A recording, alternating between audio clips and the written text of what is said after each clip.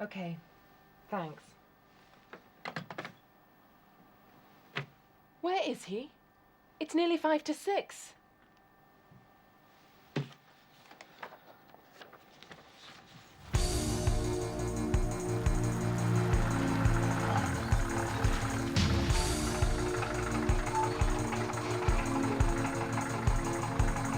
There we are, sir. English Channel Studios. How much? £3.50. Sorry, it's a 50. A £50 note. Oh dear.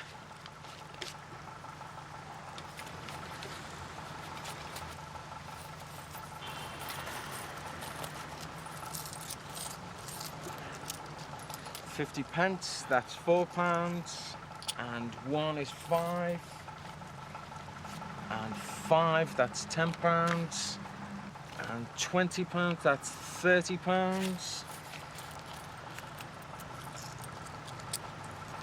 31 pounds, 32 pounds, 32.50. That's okay. Keep the change. Oh, thank you very much, sir.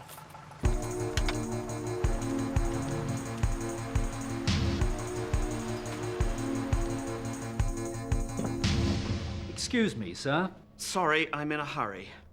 What's your name? Roger Sheringham. I'm a newsreader. This is my first day. Where's your security pass? I don't know. I'm sorry, sir. Please, my program's at 6 o'clock. I'm sorry, it's my job. No security pass, no entry. No.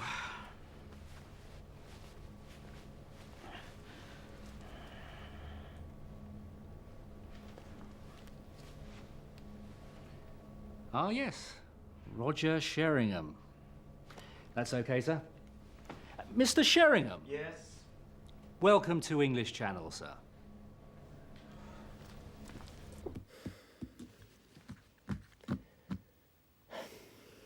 Where's Roger? I don't know.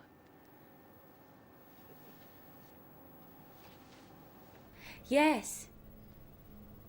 Oh, yes. Yes. Oh, yes. No. Goodbye, then. Good evening. Good evening. I'm Roger Sheringham. Where's the news studio? Sorry, what's your name?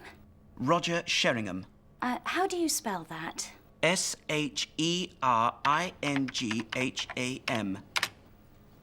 Sheringham. Oh, yes. I'm a newsreader. This is my first day. I see. What's the number of your car? What? What's your car registration number?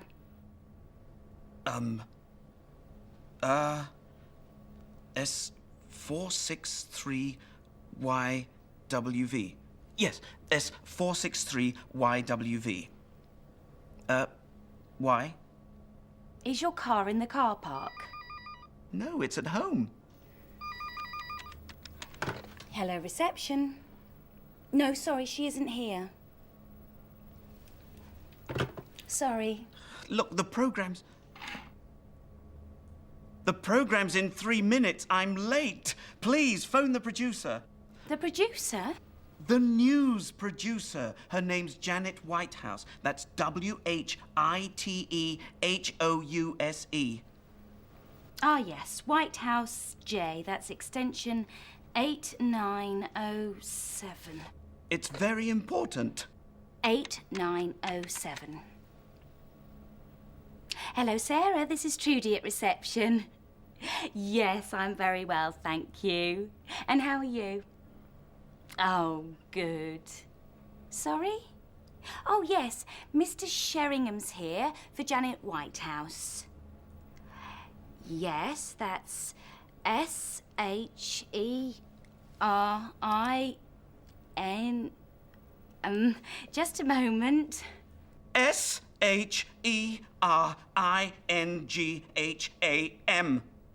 GHAM.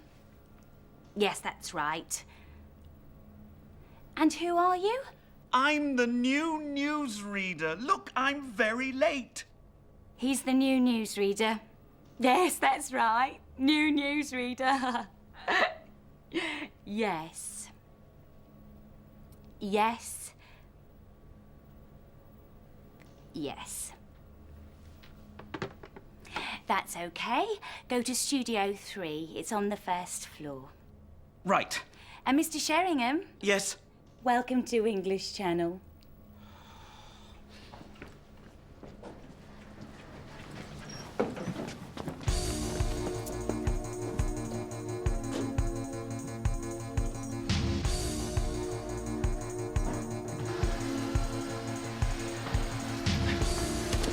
The news studio?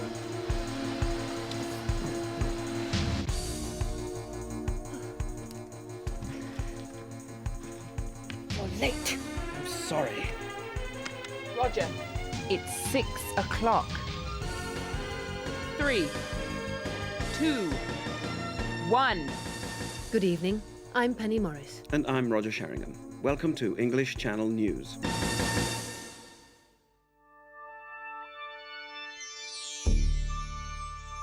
This is English Channel 1. For our next programme, we're in the offices of Biochemic Productions plc for a story about computers. Hackers.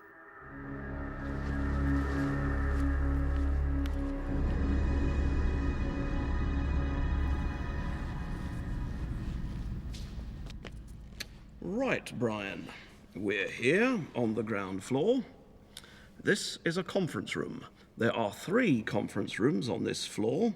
Here's the reception area. Our office is over here by the front entrance. There are toilets by the lifts. Men's on the left and women's on the right.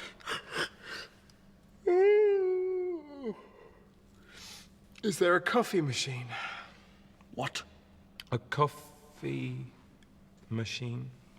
Yes, there's a coffee machine over here. It's next to the stairs. And there are 3 fire exits. Okay, Brian? Yes. Thank you, Derek.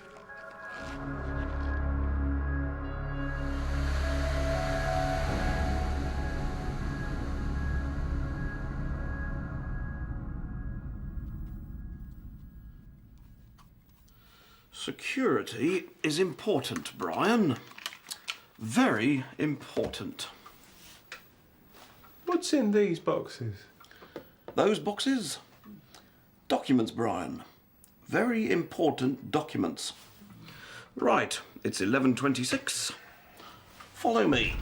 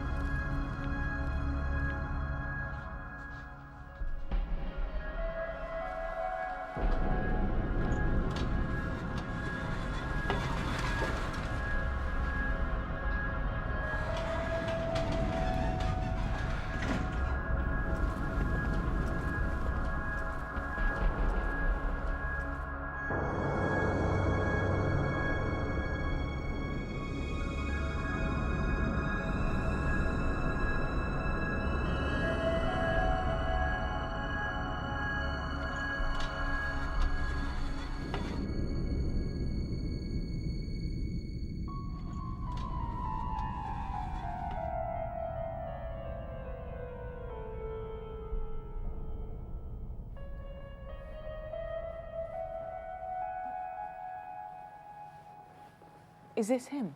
Yes.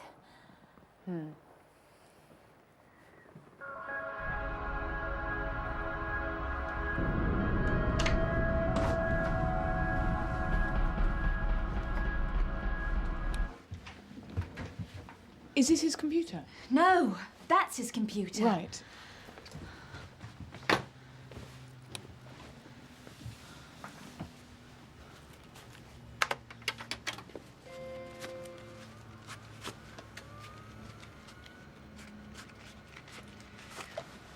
What's his security code? Security code.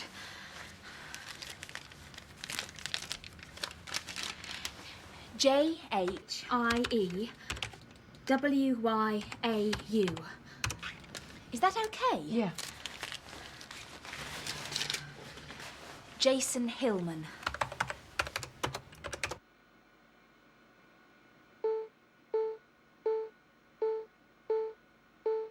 This is easy. What's the time? 11:30.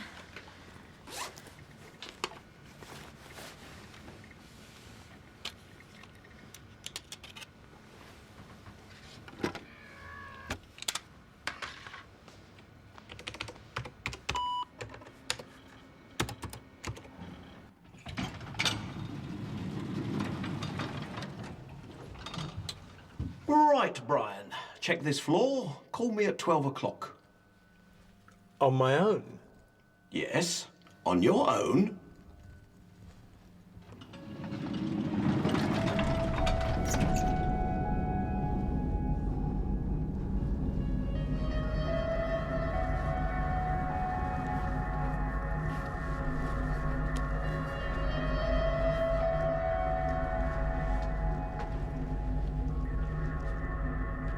That's funny.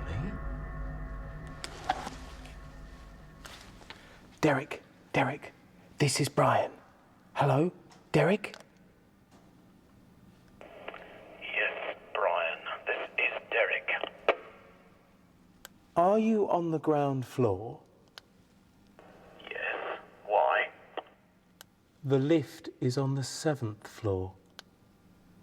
No, it isn't. The other lift. Really?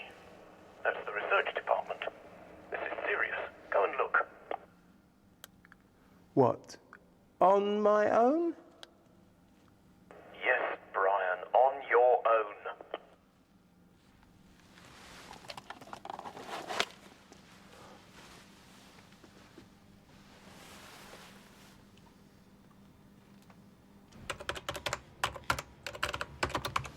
That's it. Great. Where's the disc?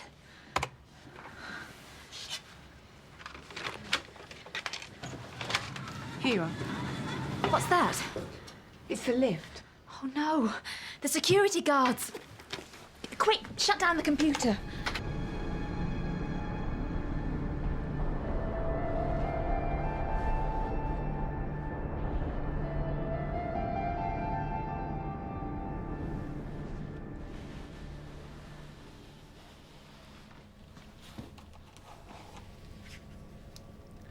Derek, I'm on the 7th floor.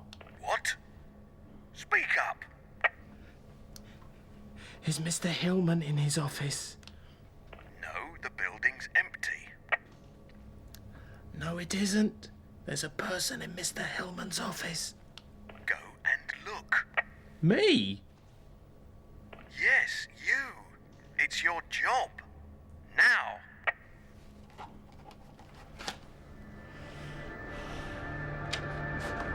Who are you?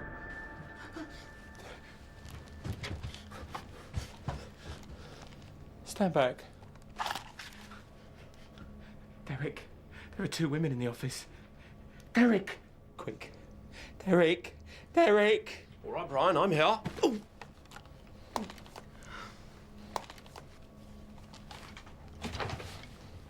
Ah, Miss Dobbs. This is Stephanie Dobbs. She's a laboratory assistant. But who are you, miss? Are you an employee? No, she isn't. She's my friend. Well, Miss Dobbs, why are you in Mr. Hillman's office? This is very embarrassing. Today's February the 13th, Yes, and tomorrow's February the 14th. yes, Valentine's Day? yes, and?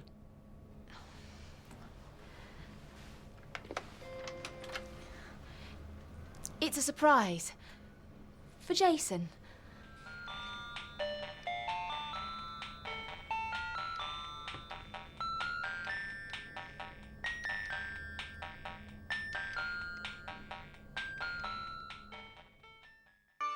Are you hungry?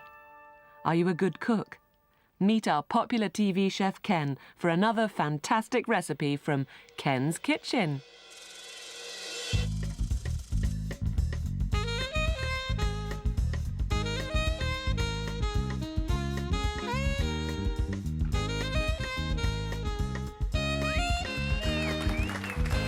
Hi, hello, and welcome to Ken's Kitchen.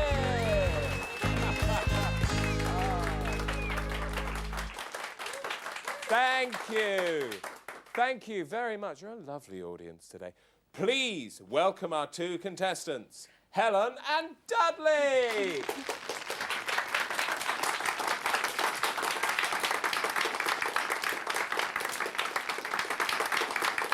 So, you're a student of the culinary art.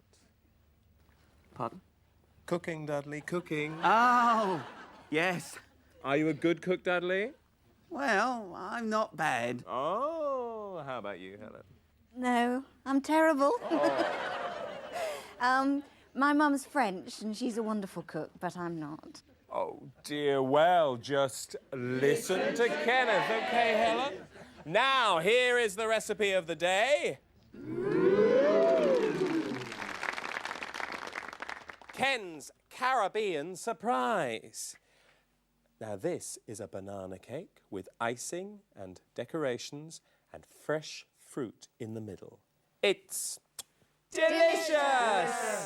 Right, now, Dudley and Helen, are you ready? Don't forget, just listen to Kenneth!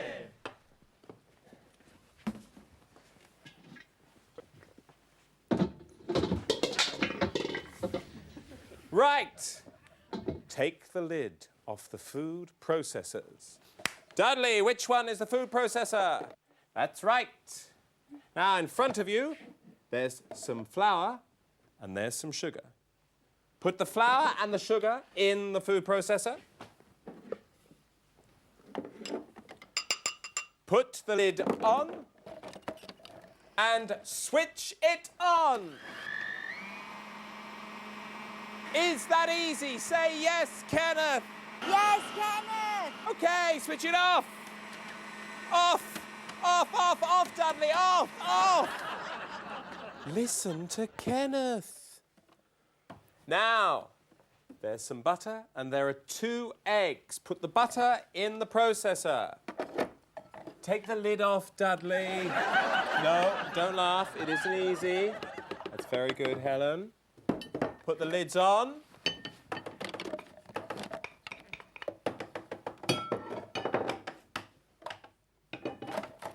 And switch on.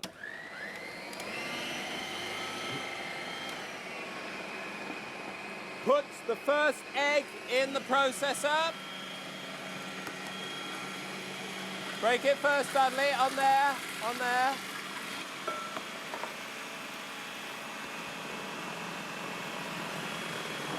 And the second egg, Helen, Dudley. No, don't stop it. Round and round and round and round and round and round and round. Okay, switch off. Oh, that's lovely, Helen, lovely. Dudley, don't do that. Now, where are the bananas? Find a banana. It's the yellow one, Helen. Peel your banana. Put it in the bowl and mash it with the fork. Be careful, Dudley. Don't drop the banana skin.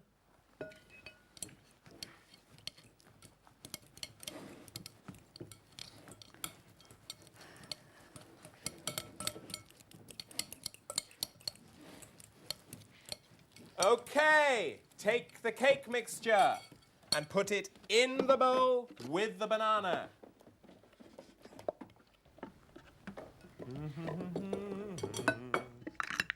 and mix them together. Round and round and round and round and round and round. Round and round and round and round and round and round. No, Dudley, stop, stop. Dudley, stop. Okay. Put the mixture into the cake tin. Yes, Helen, that's right. That's the cake tin.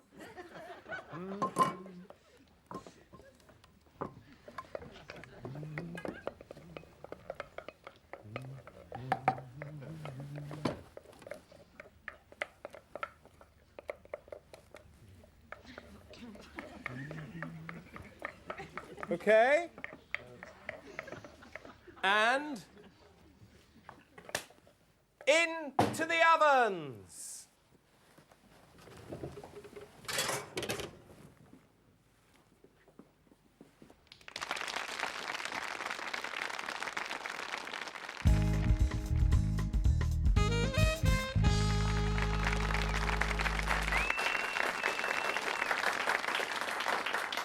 Thank you. The cakes are out of the ovens.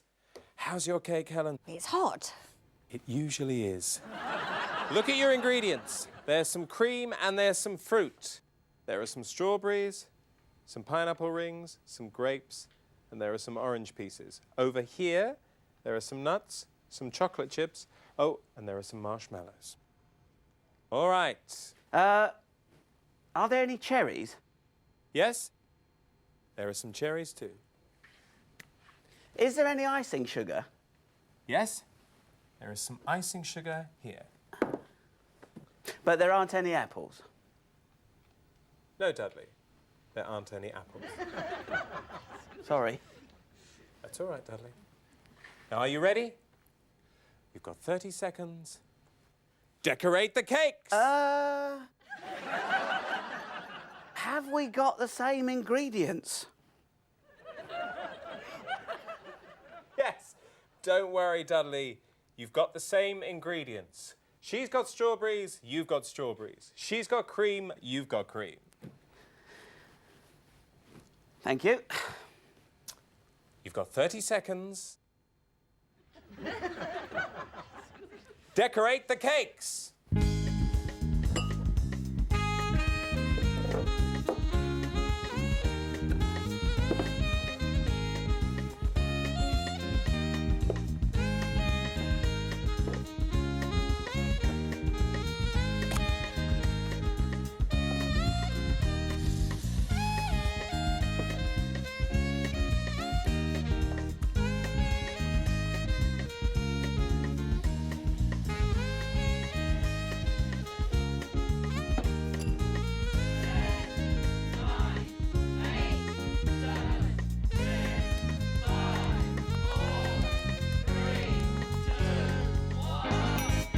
That's 30 seconds. Stop!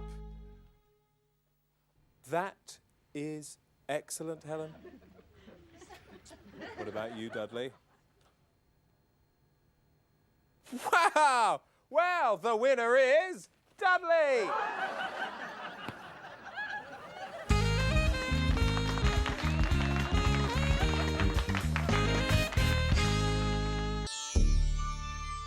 Are you tired of the city? Would you like some fresh country air? This week, Alison and Graham are on their bike for a day in the country.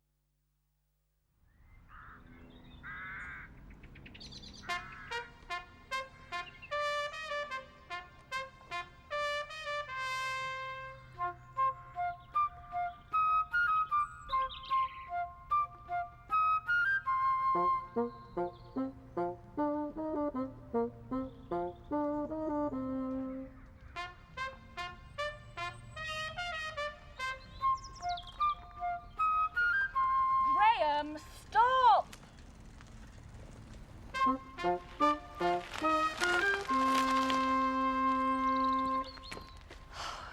This is the wrong way.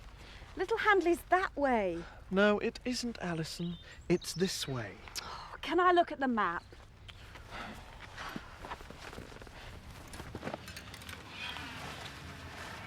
Graham, where's the map? I can't find it. I haven't got it. Have you got it? on, Graham, I haven't got it. It's all right. I've got my compass. Right, where are we then? Well, Hello there. Are you lost? no. Yes, we are. Where's little Handley? Little Handley? From here? Yes. Ah, it's... over there. It's a long way. It's about 3 miles. Are you on holiday? Yes, we are. There's a very nice hotel near Little Handley. Thank you, but we've got a tent. Which way is it? Ah, take the B3482. The B3428? No, the B3482. It's along here on the right. Turn left at the crossroads, go across the river, up the hill, and straight on through the wood. You can't miss it. Thank you very much. All right. Good day to you then.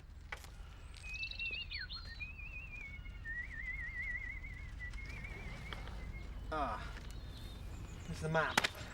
Right. Can we go now?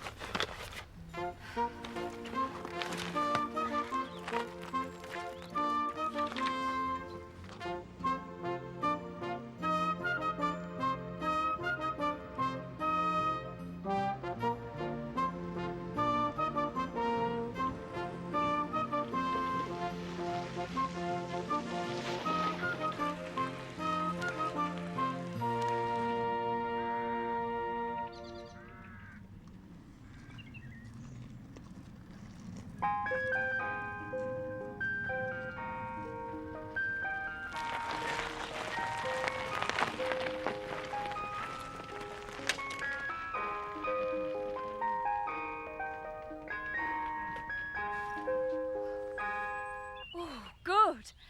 An ice cream van. We've got sandwiches, Alison. Where are the sandwiches?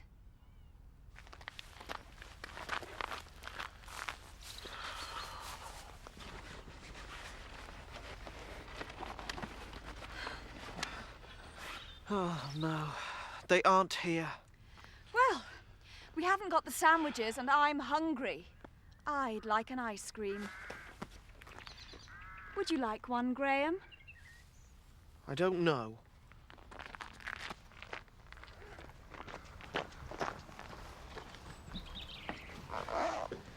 Good afternoon, my lovely. What would you like then? An ice cream cone, please. Would you like a chocolate flake in that? Oh, yes, please. Graham, what would you like? I'd like an orange ice lolly, please. He'd like an orange ice lolly. Sorry, we haven't got any. He hasn't got any. What has he got? What have you got? I haven't got the orange ice lollies, or the choc ices, or the chocolate nut surprise, or this, or that. Graham! And I haven't got any of these either, or those, or... He hasn't got... All right.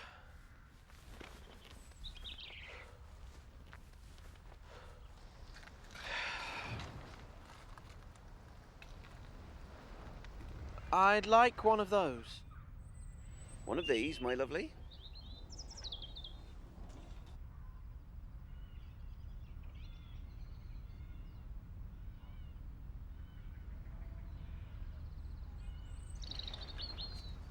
How much is that? $2.20.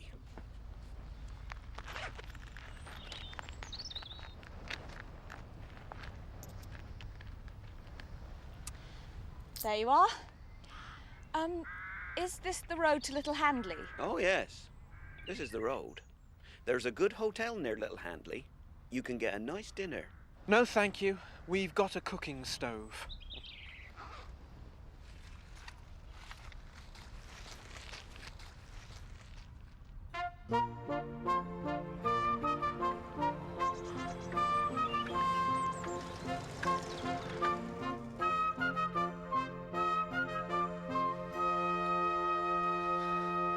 I don't understand this. You can't start it. Yes, I can, but it's difficult. We haven't got any gas. Oh, we can't eat raw fish. Hello. You can't camp here.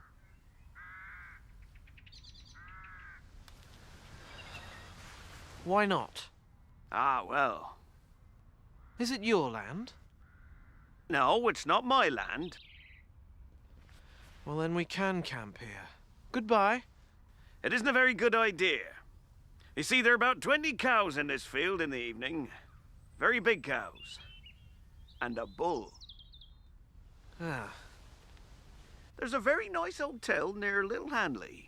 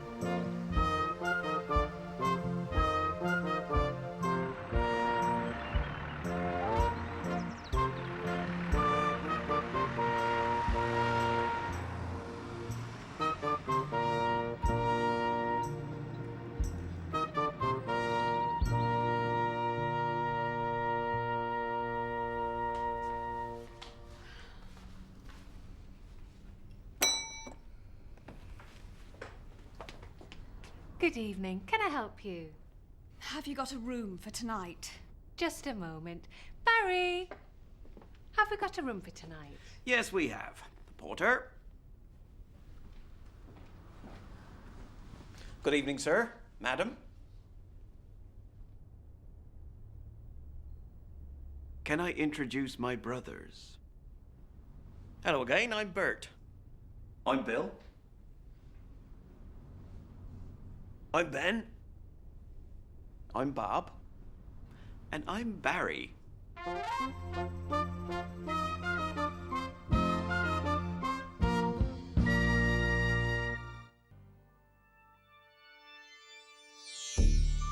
This is English Channel 1, and it's time for our visit to Oakwood Avenue. What do the Taylor family do on Saturday mornings? Saturday Mornings, produced and directed by Sophie Taylor. This is my home, 14 Oakwood Avenue. I live here with my mum and dad and my brother Liam. This is a typical day in the life of the Taylor family.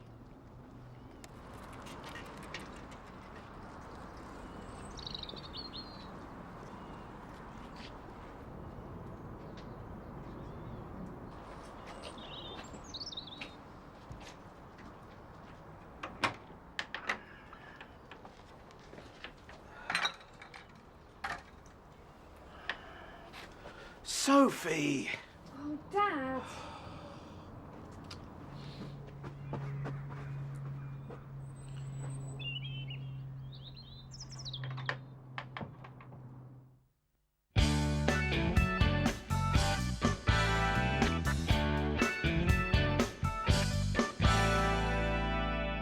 How long is this going to take, Sophie? I don't know.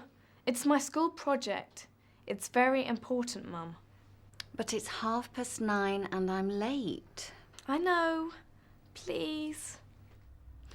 All right, then. Thanks. OK, that's recording. This is my mum, Lorraine Taylor. What do you do on Saturday mornings, Mum? I always do the shopping. Why doesn't Dad do the shopping?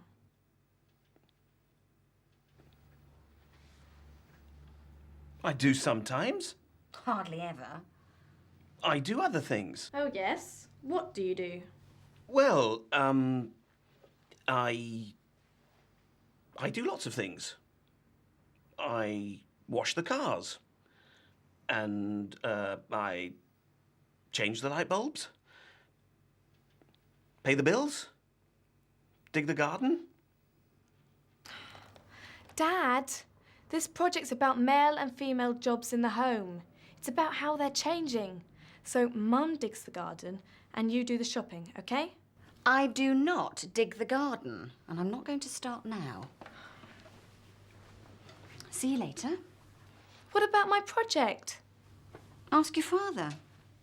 He never does anything on Saturdays.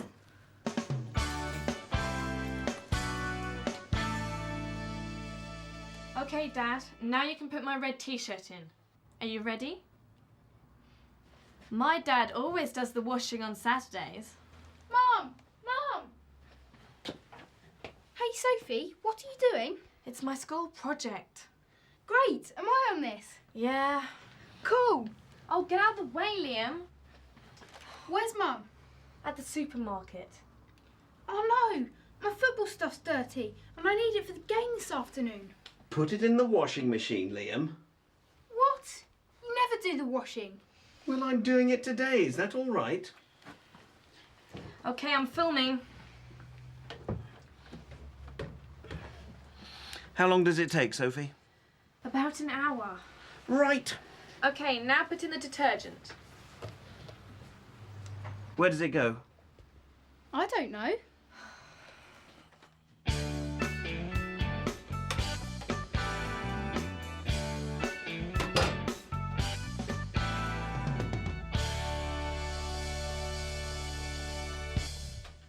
What does your dad do on Saturdays then? Really? What about your mum? She goes to the hairdressers. Yuck, that is so typical. Well, my video is going to be really cool, no stereotypes. Well, in my film, my dad does the washing and he hoovers the floor. And my mum... Sophie? Sophie? It's my dad. Bye, Emma. Are you on the phone again? No, Dad. Our phone bill is enormous. How often do you use the phone? It's cheap on Saturdays, Dad. And anyway, I don't always phone Emma. She often phones me. You never asked Liam about the phone. Well, he hardly ever uses it. He's never here.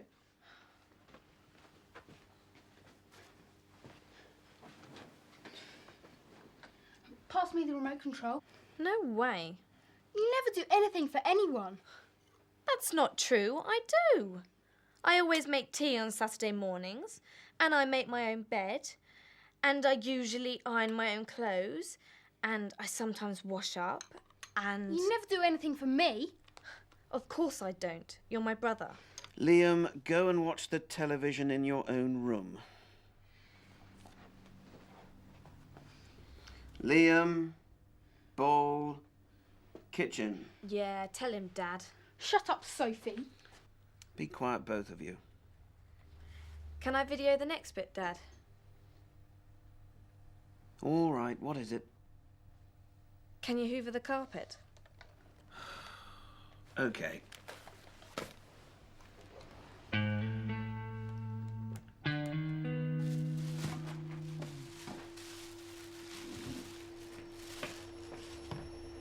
Hi, Liam. Hi, Mum. Wash that up, please.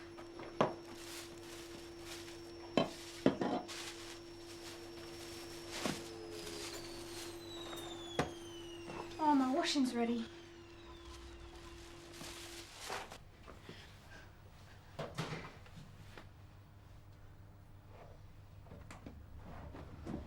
Oh, no!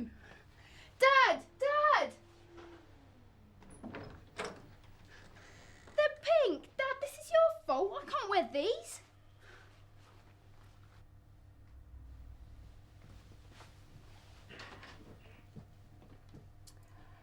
There's a red t-shirt in here. You never mix coloured clothes with white clothes, Richard. You know that.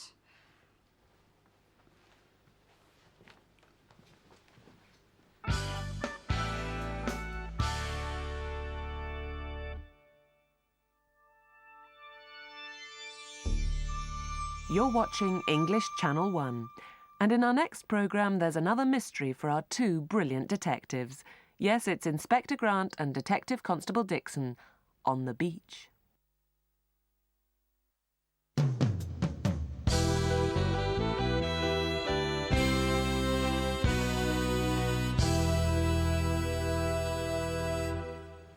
In. That's 10 to me, 7 to you, sir.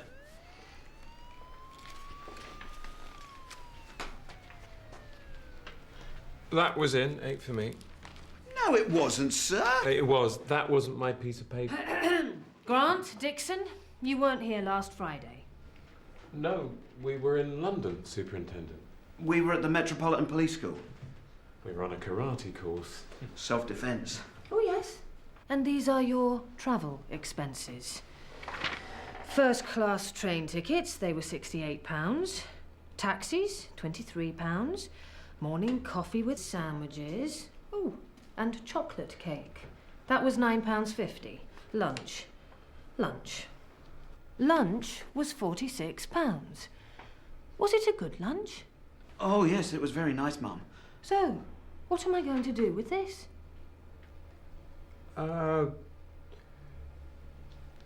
Give us the money.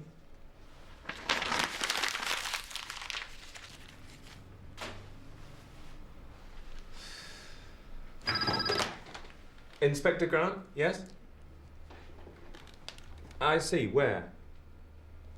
And what's your name? I see. Okay. We're coming now. Sorry, Superintendent, this is an emergency. Dixon?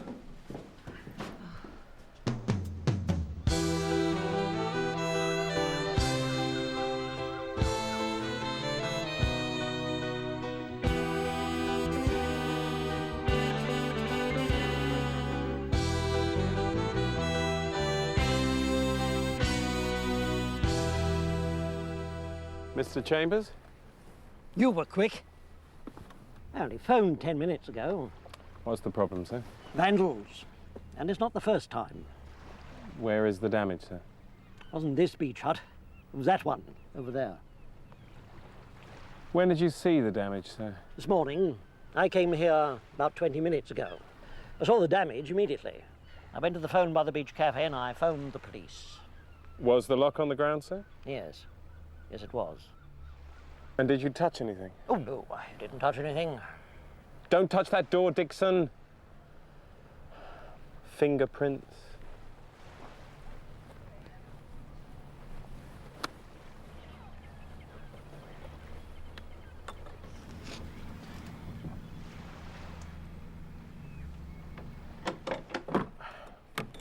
Well, there's no damage inside. Do you know the owners? Oh, yes. Mr. and Mrs. Cooper. But they're not here. They're in Australia on holiday. When did they go? They went last week. I see, sir. Excuse me? Hello? Oh, you've got a phone. Can you call the police?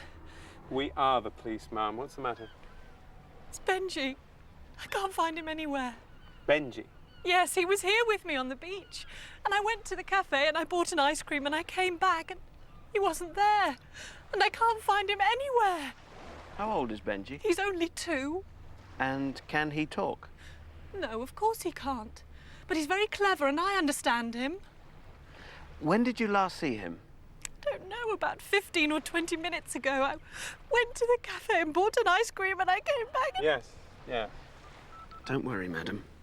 I'm sure Benji's all right. This is Inspector Grant. Yes, it is important. We've got an emergency on the beach. A 2-year-old is missing. We need help. And a helicopter. Yes, a helicopter and a police boat. Yes, I want them now, right?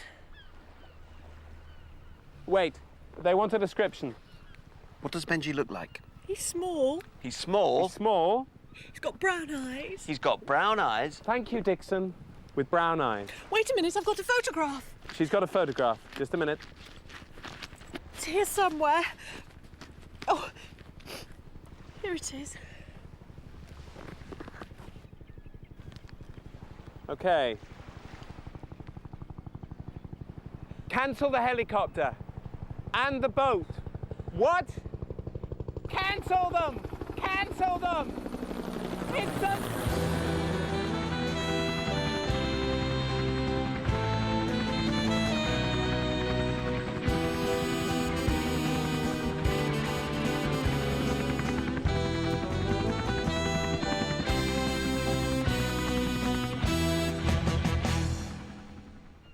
cars, a helicopter, a police boat, and all for a lost dog. Pekingese, Mum. Where is the dog? We don't know. Where exactly were you on the beach? We were here, just near the beach huts. Dixon? Dixon? Don't touch that handle. Fingerprints.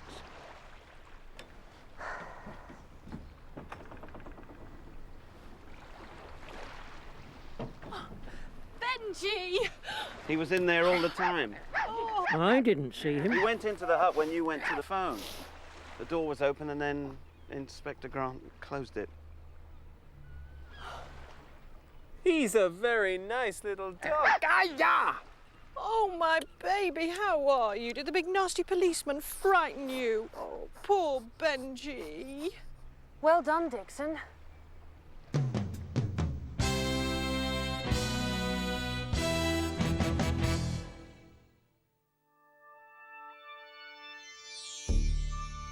Who's the most famous character in film and television?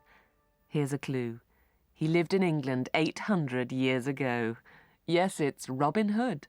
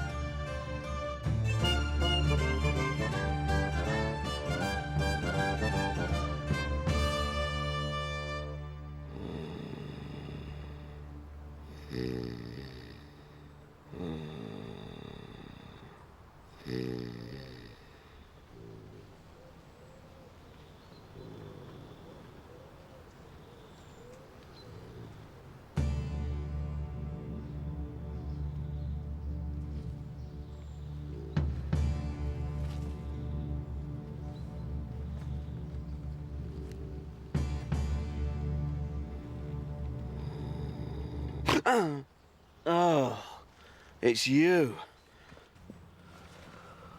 Oh. Oh.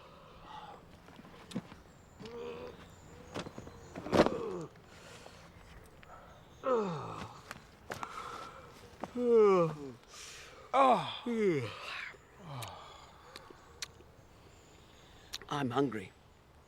You're always hungry. Did you have any breakfast this morning? No, I didn't. I didn't have time. What, nothing? Well, I had a cup of coffee. Have you got anything to eat? Yeah. A salad roll? Oh, yeah.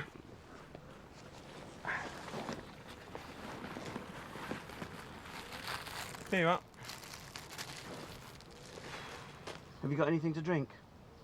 Orange juice, lemonade? Lemonade. Lovely.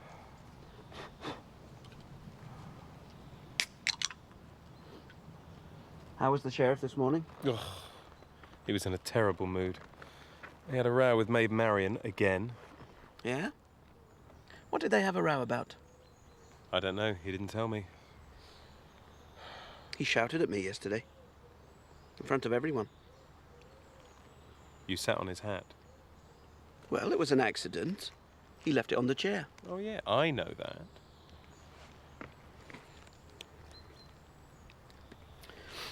They went out to dinner last night. Marian and the sheriff. Did they? Where did they go? The castle. The castle? It's that new hotel in the high street. Very expensive.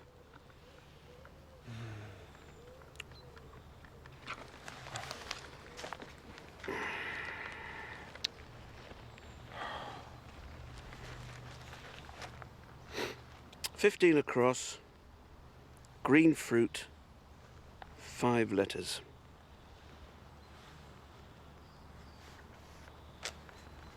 Lime? Ends with an E. Lime ends with an E? 5 letters. Yeah. There's a P in it. Grape? No. I know. Apple. What's the time? 11:30. Oh! Oh! Oh, I fell off my horse yesterday. Yeah, I saw you. That horse is dangerous. It bit me as well. It's all right. It's a nice horse. It kicked Maid Marian last week. Yeah? Where? Just under that tree over there.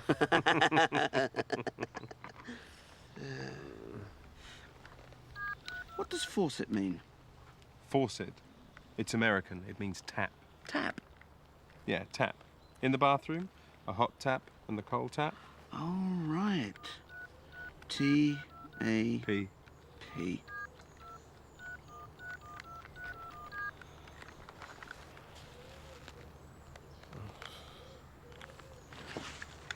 No reply.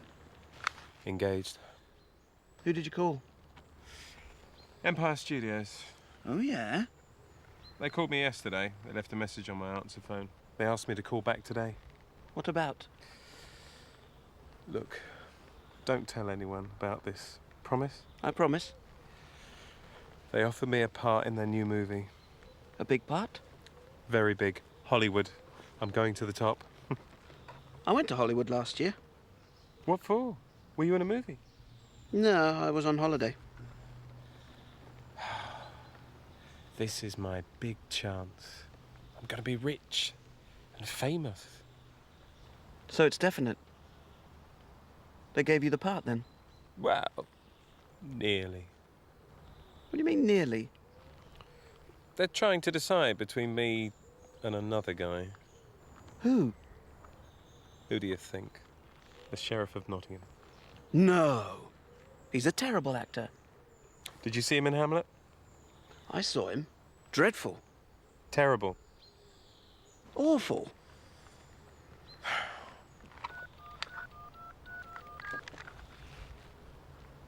Oh, no. It's an answer phone. Can you call me on 0973 14492? Thank you. Oh, there you are. They're looking for you. They're ready for the next scene. Oh, right. Oh.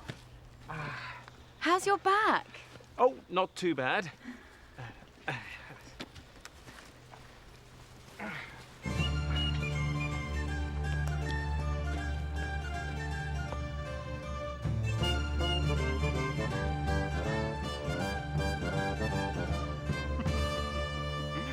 Robin Hood and Friar Tuck. So you fired the arrow, Robin? Yes, it was me. You're lucky, Sheriff. I didn't kill you. This time. You made a bad mistake then, Robin. Fight! To the death!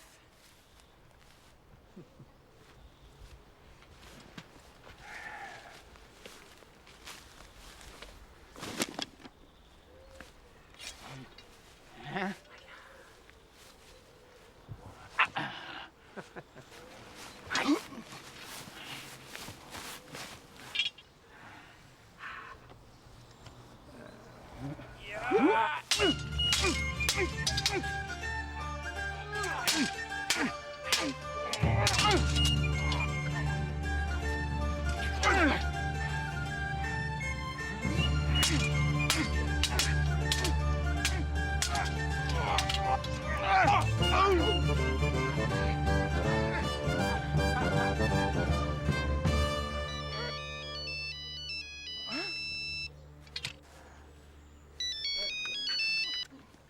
Hello?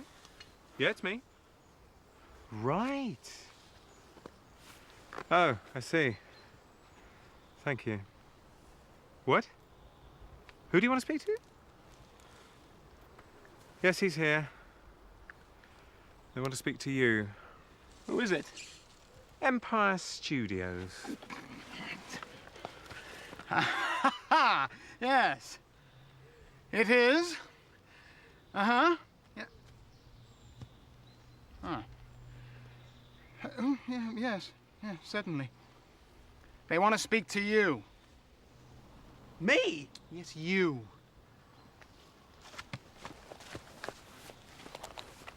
Yes.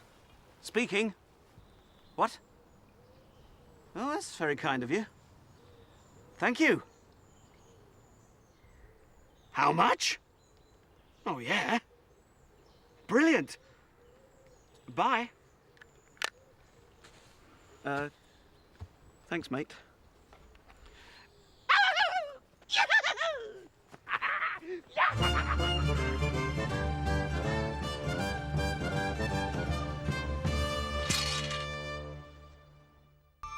Hello and welcome to English Channel 2. We'll begin with a visit to Bob and Gordon at Bob's Cars for Anywhere, Anytime.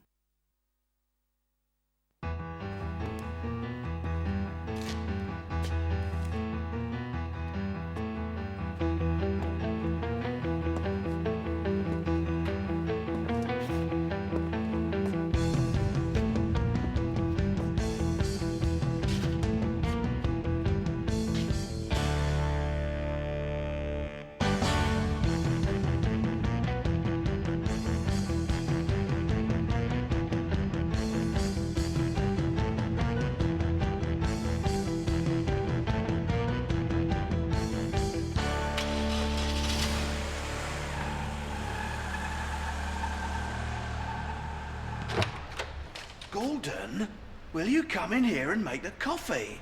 I'm busy. Oh, no. Hello, Bob's Cars. This is Simon Fawley. I ordered a car 20 minutes ago. When will it be here? It won't be long, sir. I'm terribly sorry. I've got a very important appointment. Yeah, I understand, sir. It'll be there soon. I promise. Lindy? Lindy? Where are you? I'm in Victoria Road, Bob. I'll be there soon. How soon? I'll be there in 2 minutes. Why are you so late? It's your rotten old car. It's useless. It broke down. Again.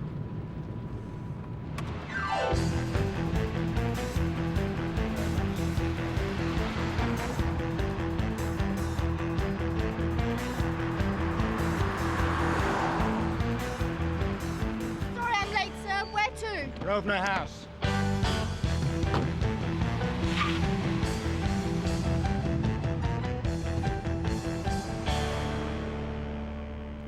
Bob's Cars, anywhere, anytime. And how can I help you?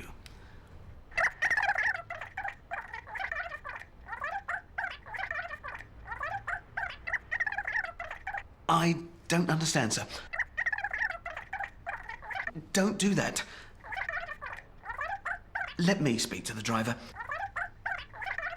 Yes, I will. No, I promise you won't be late. We'll get you there on time. Lindy, who's in the car? Simon Fawley. No, he isn't. He's the wrong guy.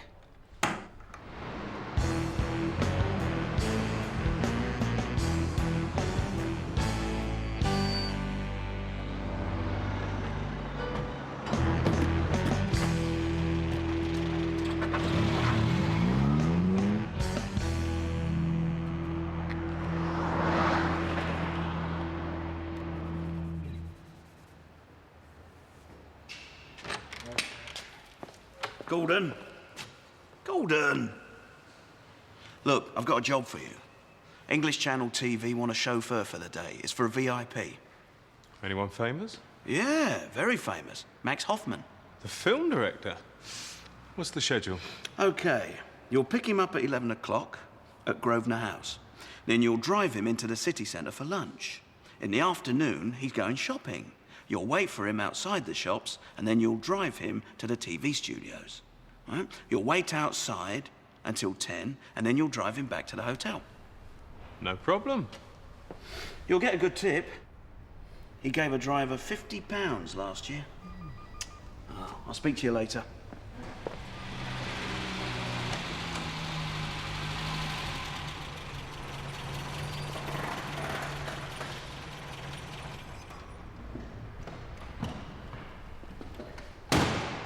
This car's rubbish.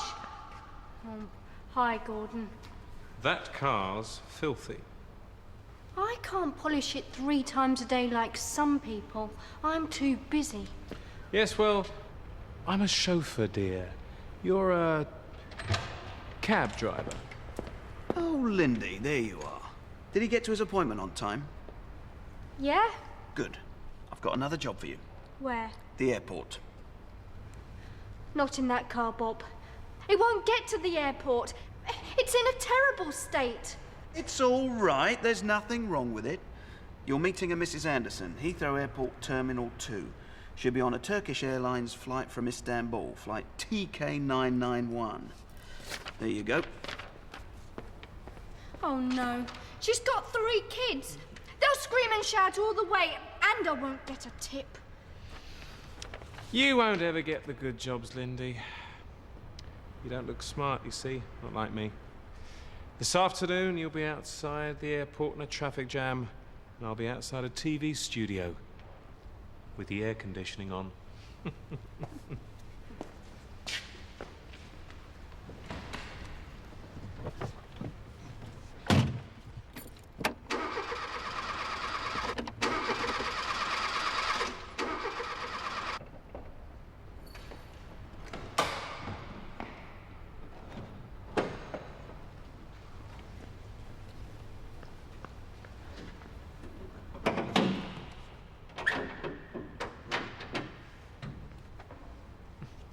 What are you looking for? You don't know anything about engines, dear. And you do? Well, I am a professional. Okay. Will you look at the engine then? And I'll try to start it.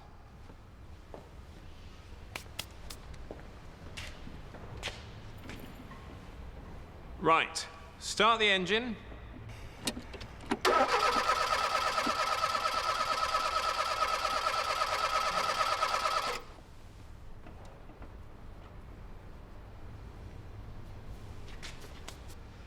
All right, dear. Try it again.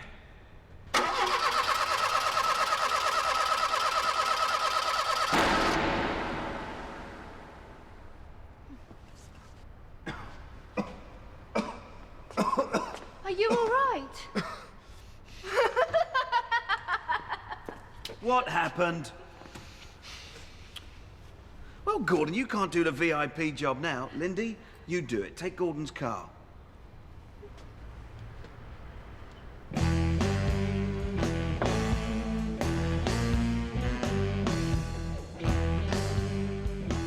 You can do the airport job. And clean yourself up first.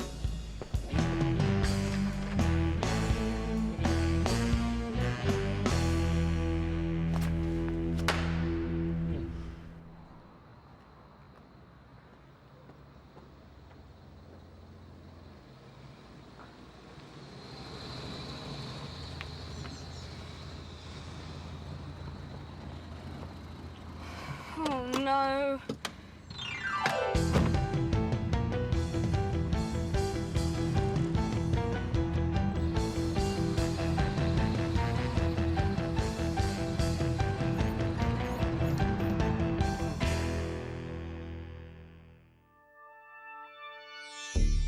There's something out there somewhere.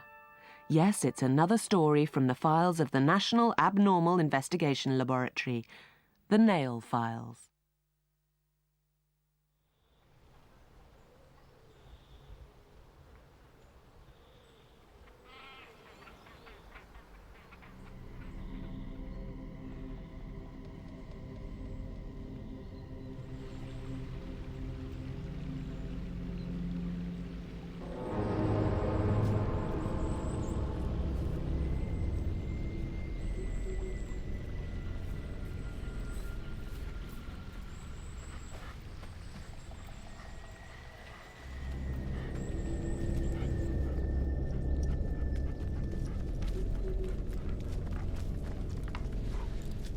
Go on, Caesar. Have a run.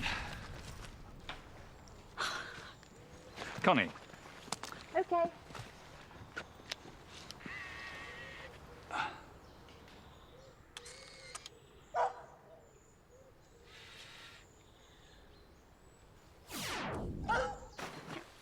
What was that? Caesar? Caesar! Oh, no.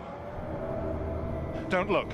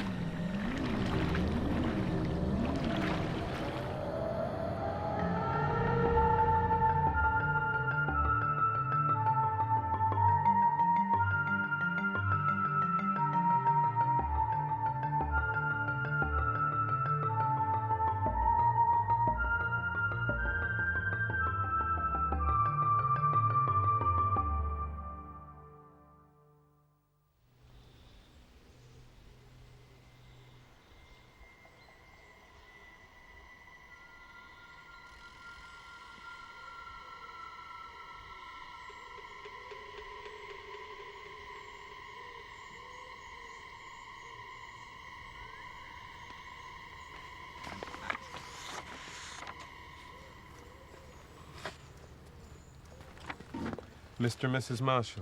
Hello. Hello. Thank you for coming. I'm Agent Muldoon. This is Agent Skillett. We're from the National Abnormal Investigation Laboratory. We're sorry about your dog. What happened exactly? We told the police. But they didn't believe us. It happened while we were taking Caesar for a walk by the lake. We stopped and I took off his lead. Then he ran towards the lake. That way. My husband was taking a photograph of me when we heard the noise. It was Caesar. We looked, but we couldn't see him, so we ran down to the lake. Can you show us?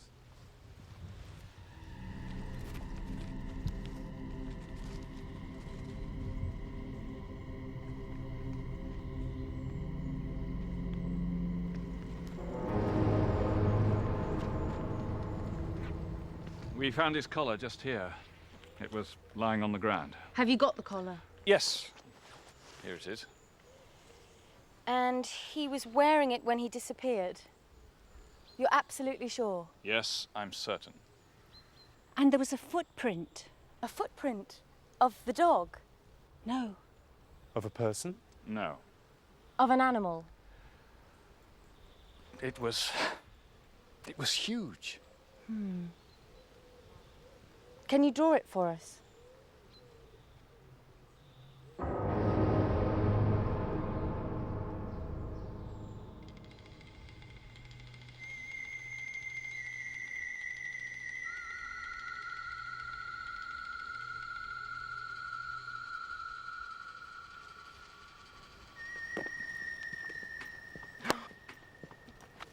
Sorry, Muldoon.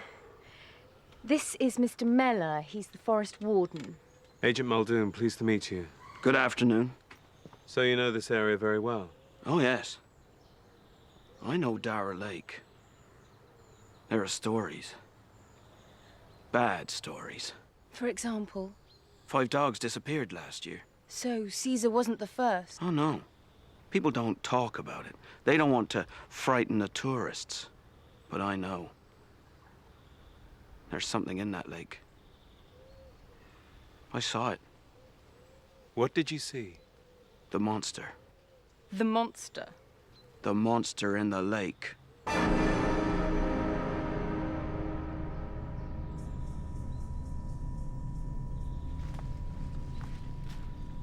It happened last summer while I was patrolling the forest. What happened? I was standing just here when I saw it. It was moving across the lake. It was a big black shape on the water. And then it turned towards me and I saw its eyes. Dreadful. I ran away through the trees. I heard a terrible noise. It was following me. You mean it came out of the water? Oh, yes. How did you escape? In my car. When I came back the next day, I found footprints. What did they look like? Can you draw one for us?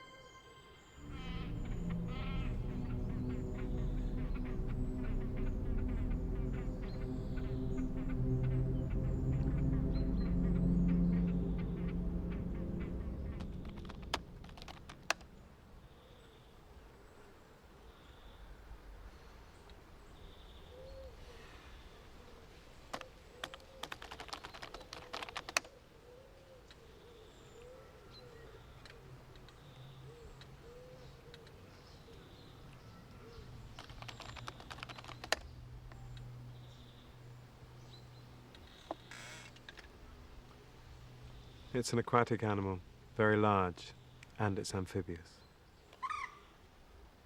Oh, come on, Muldoon. An alligator in the middle of England. No, What then? a prehistoric animal, like the Loch Ness Monster. This isn't Loch Ness, Muldoon.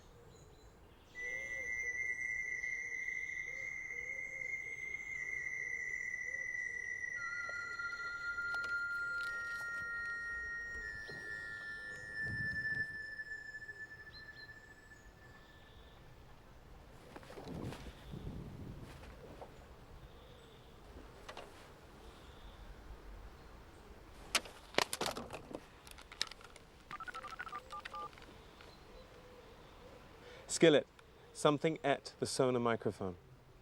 What? Look, I put the sonar into the water and something ate it. You mean the sonar fell off? No, I mean something ate it. Oh, come on, Muldoon. Don't put your hand in the water.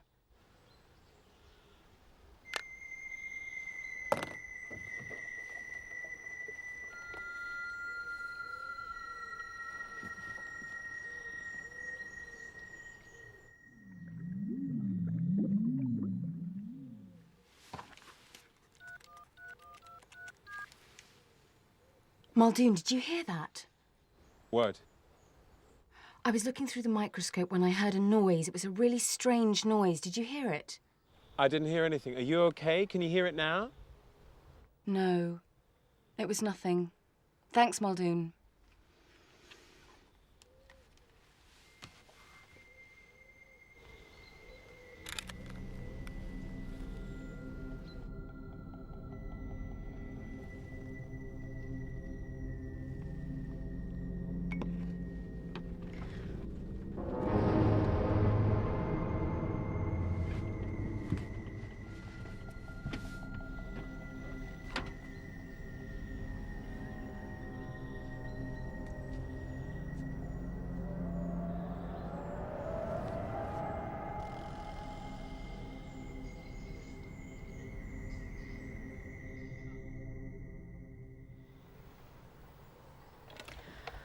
Look at all these tapes. Hours and hours of nothing. What about this one? We recorded it this morning. You're optimistic.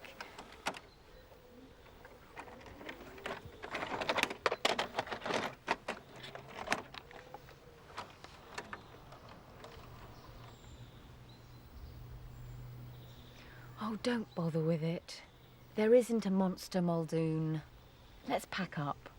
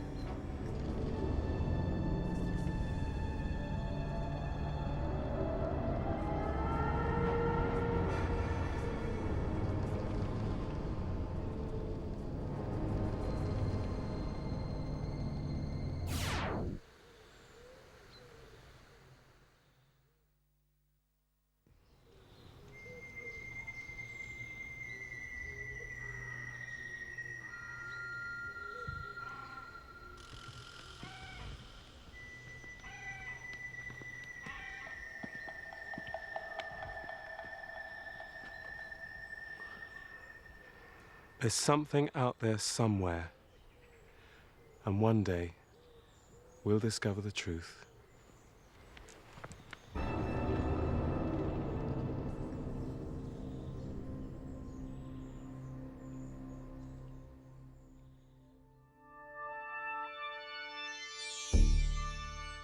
Dominic's a student on work experience.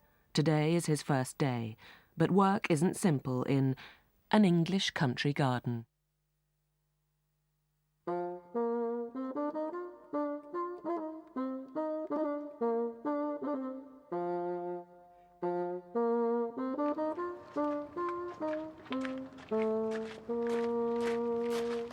there you are, Walter. You're not busy, are you? I'm very busy, Mrs. Hilliam. I'm doing the new pond display. But you've been here for 2 days. Haven't you finished it yet? It's a very important display, Mrs. Hilliam. Well, this is Dominic. He's one of the students from the college. He's doing his work experience this week. Oh, yes. Hi. This is Walter. He's going to supervise you today. I don't know, Mrs. Hilliam. I'm very busy. Thank you, Walter. Walter will answer any questions, Dominic.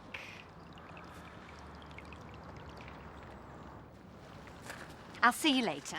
Thank you. Mrs. Hilliam. Can I help you with the display? Oh, no. You haven't had the experience. This is a very specialised job. Does anybody buy these? Oh, yes. Lots of people buy them, lad. And some people collect them. I've got more than 50 in my garden at home. You're joking. Oh, yeah, well, they're very, nice. Dominic, isn't it? I've got a job for you, Dominic. Come this way.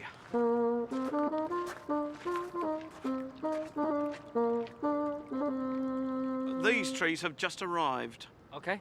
Write some labels for them. Put prices on them. Okay. Then move the apple trees over there and the conifers over there. Okay. Yes? Which ones are the apple trees? You've seen an apple tree before? Yes, but it had apples on it. Not at this time of year. This is an apple tree, that's a conifer. Okay. Any other questions? Yes. When's the tea break? You haven't done any work yet. Move the trees first.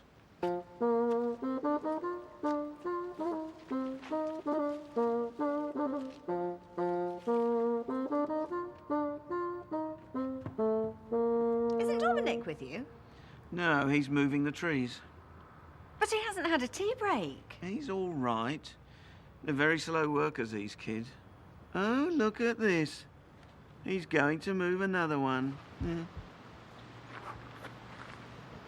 Ah, he's moving it. Oh,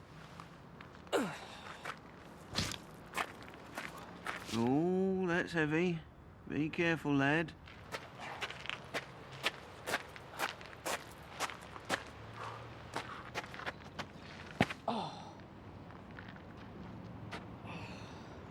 There, he's moved it. He's moved 9 now. Walter, he needs a tea break. But he hasn't finished yet. He's just a young boy. He's only 17. I started work when I was 15 years old. 6 days a week, 7 a.m. to 6 p.m.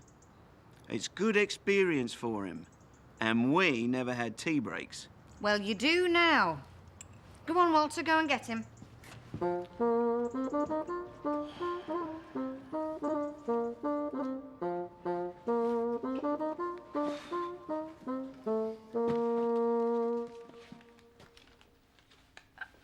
Excuse me, can you recommend a garden hose? Well, this one is a nice colour. How much is it? Oh, $19.99. Oh, that's all right. Can I help you, madam? No, thank you. This young man's been very helpful. He's given me some very good advice. Thank you very much indeed.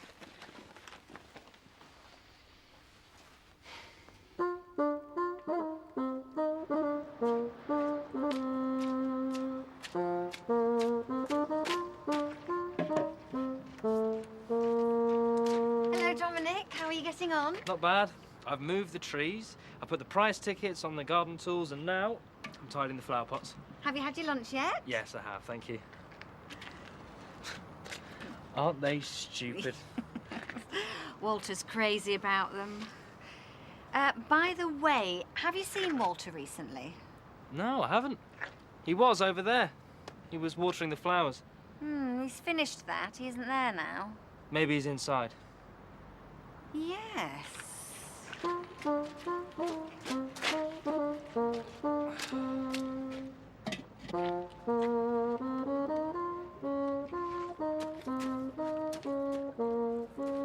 Ah, there you are, Walter. Where have you been? It's gone. What's gone? My fisherman, it's gone. Someone's stolen it. Of course they haven't, Walter. Someone's moved it, that's all. I've been here most of the time. I went inside for a few minutes, and then I came back, and now it's gone. I've heard about this before. Gnomes disappear, you know. They do.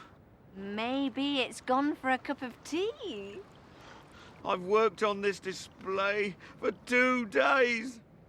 I've noticed. Aren't you going to call the police? The police? Don't be silly. It's a garden gnome, Walter. A top-quality gnome, Mrs. Hilliam. Beautifully made, too. Well, don't worry about it, Walter. Dominic can look for it. Here he is. I finished the flower pots, Walter. Dominic, Walter's lost a gnome. Maybe it's gone for a cup of tea. I've already made that joke. Which gnome have you lost? The fisherman. It was on my display. Oh, that one. I've sold it. What? I sold it just after lunch. A woman bought it. You know the one. She bought a hose as well. It wasn't for sale. It was on the display. Oh, it had a price ticket on it. Sorry. Don't worry, Dominic. We do try to sell things here. I've worked on that display since Monday morning. You can use another gnome. Dominic, go and get another gnome for Walter. No, don't do that. He's done enough damage already. This is a job for an expert.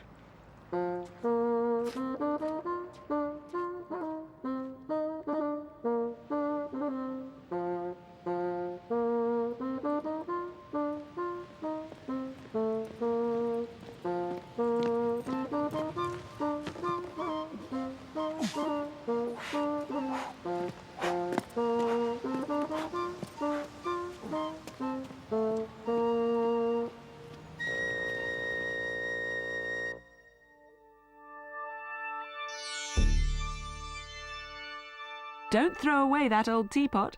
Maybe it's more valuable than you think. Our next programme is Going, Going, Gone.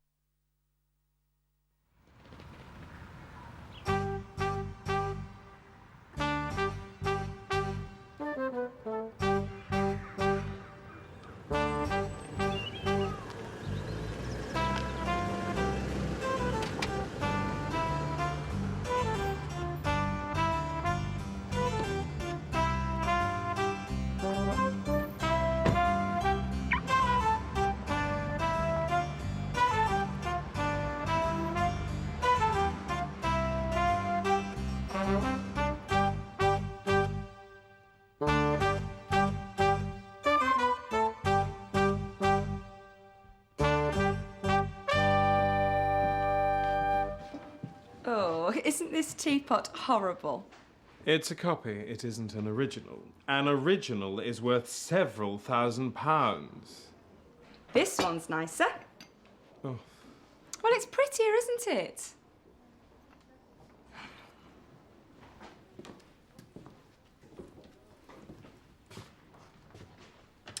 That's an original. Oh, hello, Mr. Cutler. Yes, a 1960s lava lamp. I think we'll get more than £100 for it. No, it's worth less than that. The price is between £60 and £80 in here. Oh, Professor Blake's book. He's here, you know. I saw him. Really? The Professor Blake? Yes. He's over there, by the china. What's he doing here? He's a world expert on 20th century collectibles.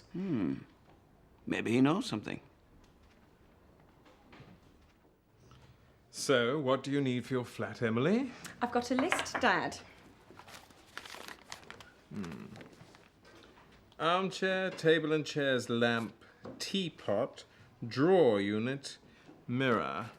And how much money have you got in your bank account? £300. Right, you can't afford to spend too much. Let's look at those chairs.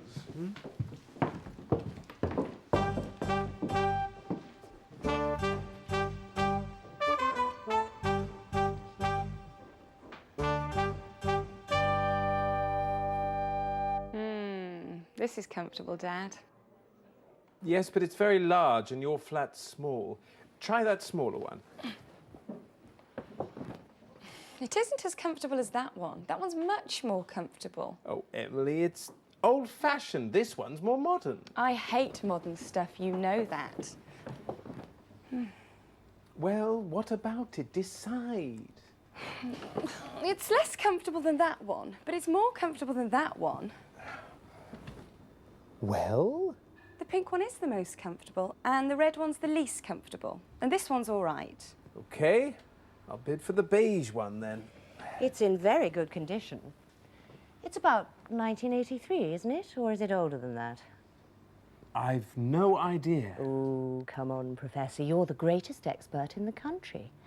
I've got your latest book. It's the best book on modern collectibles, really. And I'd like you to sign it for me. Can you put to Camilla? That's my name. I buy and sell modern antiques. The auction's starting. Let's go. Now, I'll make the bids for you, Emily. OK, Dad, you're the expert. Lot number 15, a very nice small armchair in good condition. I'll start the bidding at £10. Will anyone give me £10? £10. Is there any advance on £10? 11? 12? 13? 13, any advance on 13? Going for 13, 14, thank you. Going for 14, 15, thank you, madam. 16. 17. 20. 25. 30. 40. 50. That's it. I'm not going to bid higher than that. 60. Oh, Dad.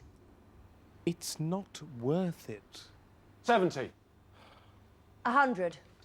120. 150. 180. 200. 220. 240.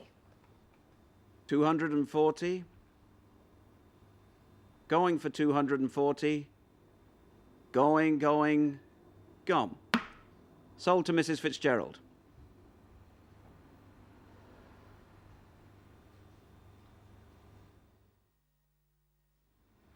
Lot number 19, a modern drawer unit.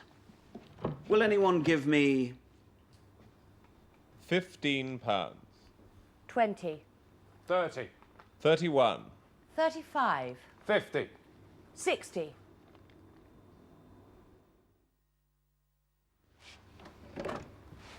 Lot number 23, a small table. I'll start at £20. Will anyone give me £20?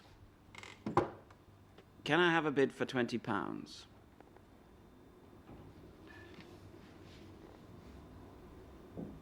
£20.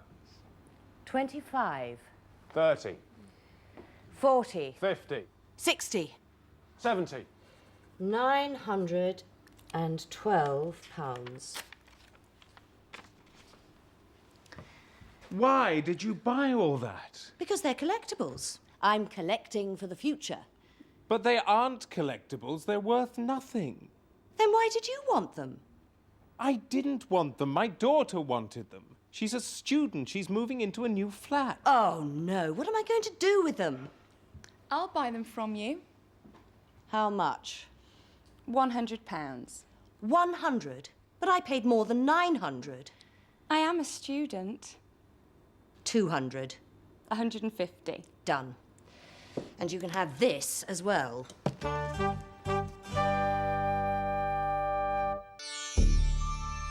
You're watching English Channel 2. It's our regular visit to 14 Oakwood Avenue. We're visiting Mr. and Mrs. Taylor, Liam and Sophie again for another episode. Baby Love.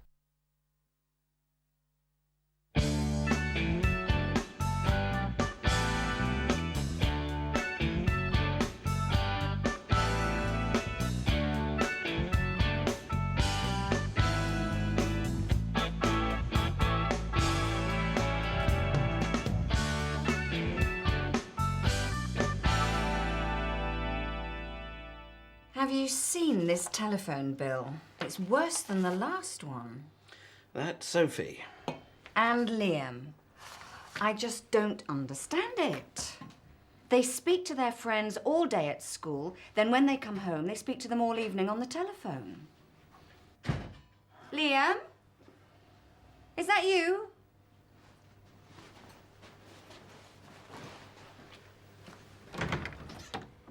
Oh no, there's no lemonade. There's some in the cupboard.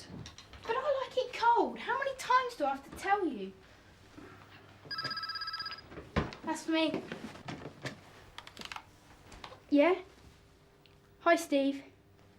Yes, here. Hang on. Kids. Hi, Mum. Dad. Hello, Sophie.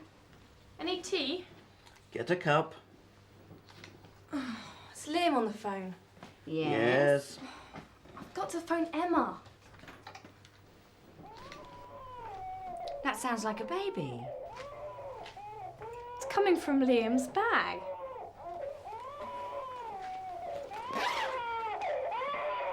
It's a doll. Liam? We're doing a project at school about looking after babies. Everyone in my class has to look after the doll for 24 hours. There's a computer inside it. It's just like a real baby.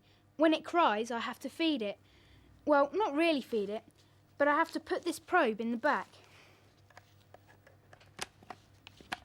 Then it stops crying. How long do you have to feed it for? It's different every time.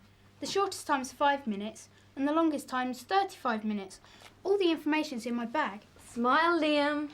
Oh, it's not fair. Don't, Sophie. Careful, Liam. Leave him alone, Sophie. Your brother has to feed the baby. Is it a boy or a girl?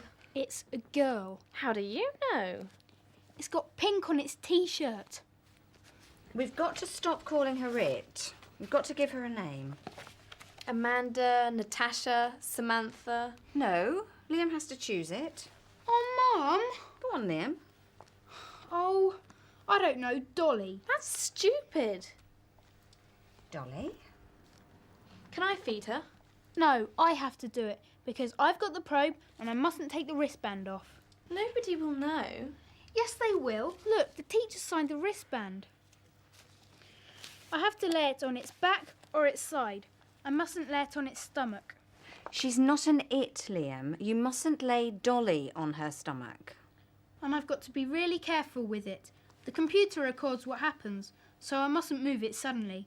I mustn't drop it, I mustn't shake it or hit it, and I've got to feed it when it cries. I mustn't let it cry for more than a minute.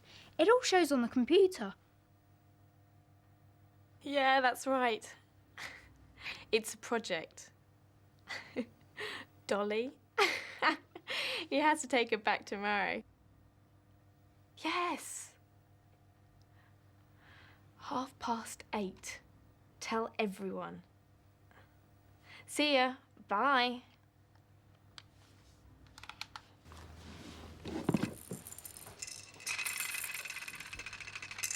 Oh, look at this. This was yours, Sophie. You can put this on her, Liam. Mum, I don't have to dress it. Don't you have to change her nappy? No, I don't. I had to change yours when you were a baby. Oh, she looks so peaceful. You never went to sleep in the evenings, Liam. We had to carry you. We had to sing to you. We had to read you stories. And then we had to put you in the car and drive you around for an hour. You always slept in the car. How did you bring her home, Liam? In my football bag. That's against the rules. What? Haven't you read the instructions? You must transport the baby in a pushchair, pram, or baby sling. In cars, you must strap the baby securely into a baby seat. We haven't got a pushchair or a pram. I gave them away years ago. But we have got a baby sling. I remember this. I can't. I had to.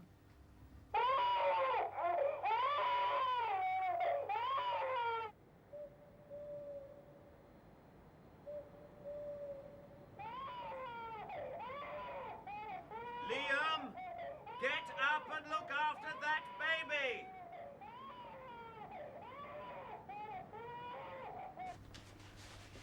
What do I have to do, Dad? Just hold the baby. I'll do up the straps. Oh, Dad, do I have to? Yes, you do. How does it feel? Awful. This is the most embarrassing moment in my whole life. Oh, yeah? Liam. Bye. Bye.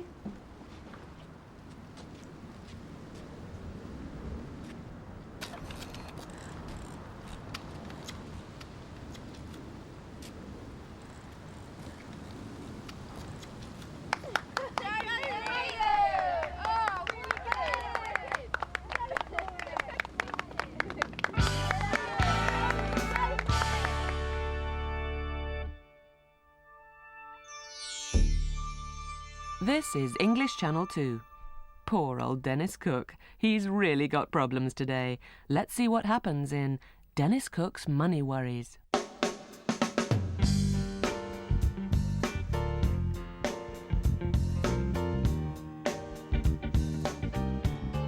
Here comes Dennis Cook.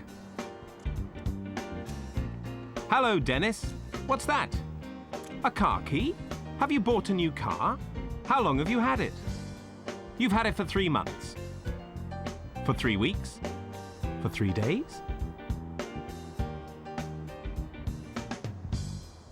Oh dear. People shouldn't drop chewing gum in the street. This is a 1 hour zone. This car's been here for 2 hours. It's been here since 10 o'clock. Right.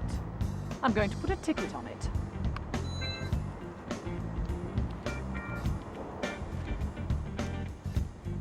Ah, so that's your new car, Dennis.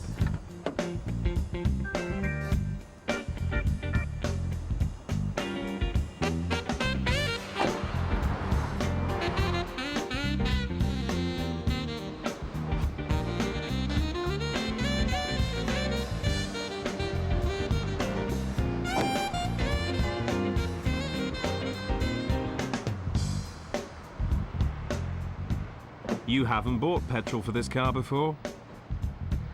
Please press a button to select payment method. You can pay at the pub, Dennis. Or you can pay in the shop. Haven't you got any money? You should always look before you leave home. Have you brought a credit card? Which one's your credit card? You haven't left it at home. Dennis, you should always carry it with you. What's that? Oh, it's your card for the cash dispenser. Now you can go and get some money.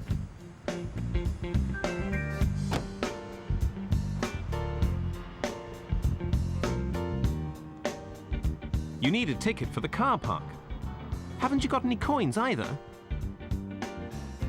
Oh, Dennis, you should keep some change in the car.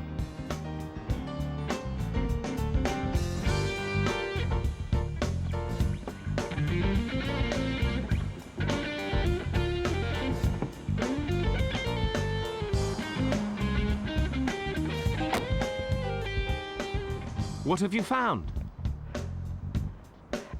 But that's a foreign coin. You shouldn't do that, Dennis.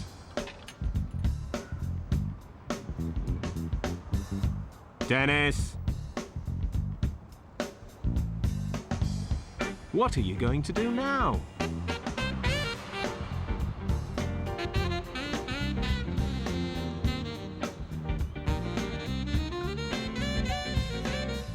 What have you got there? Pay machine broken? Back in 2 minutes? Doctor on call?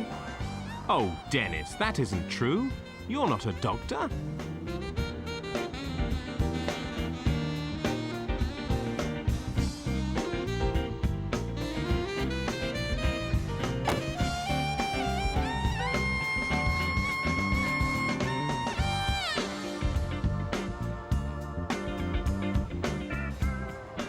Gone to the bank.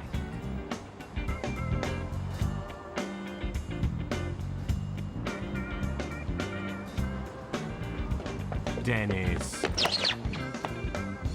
You shouldn't jump the queue. Put it in. Now enter your personal number. It's all right, Dennis. I won't tell anyone. How much money do you want? £20?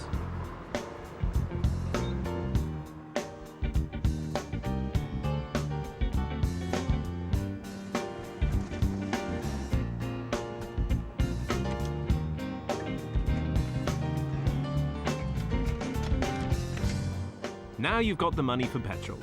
But how are you going to pay for the car park? You can't put that in the ticket machine. You need some small change. Why don't you go to a shop?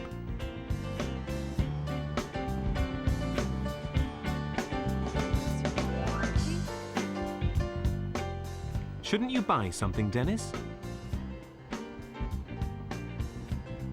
Perhaps you should buy more than that.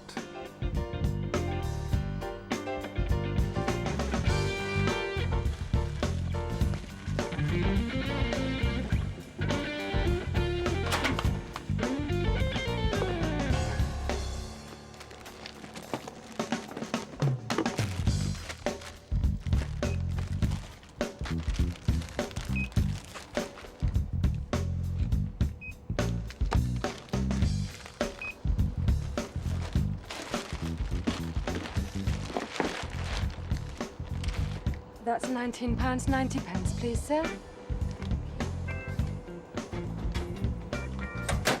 £10 change. Thank you. At last.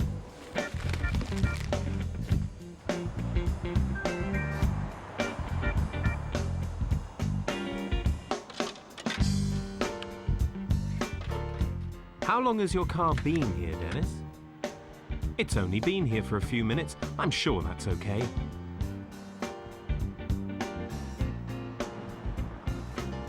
Uh-oh. You should buy your ticket before you park your car.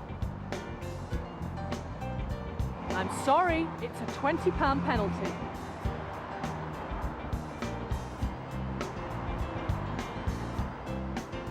Oh, that's not fair, Dennis.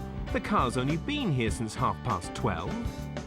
All right, you've got your ticket now. Go on, doesn't matter.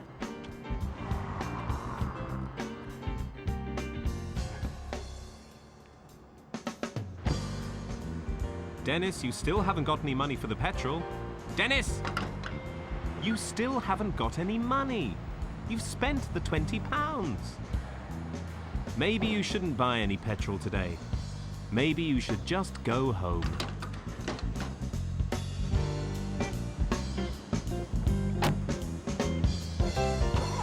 Now what's wrong? It's empty. You've run out of petrol. Oh dear, Dennis.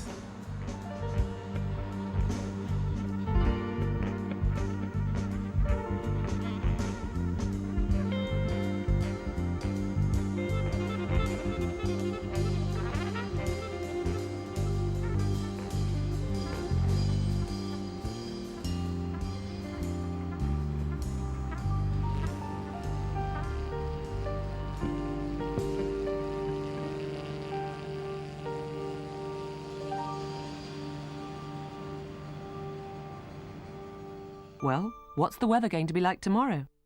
It's time for us to go to the news studios of English Channel for the weather report.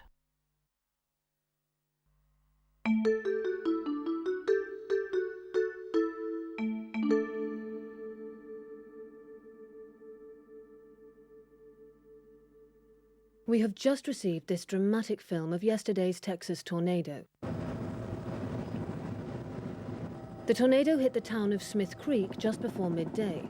It destroyed shops and houses, and now more than 200 people are homeless. Fortunately, we don't usually get tornadoes like that in England. Well, that's all from me, Penny Morris, at the 6 o'clock news desk. And that's all from me, Roger Sheringham. We'll be back again as soon as the World Cup football finishes this evening. Now, let's go over to Gail Fawcett for the weather report. Ah, the new weather forecaster, is she any good? Good evening. And welcome to the weather report. No, she isn't. Well, it's raining in Ireland at the moment, and the rain will move into the north of England during the night. Heavy rain will stay in the north during tomorrow morning, and it will move away into Scotland after lunch. You've lost the clouds.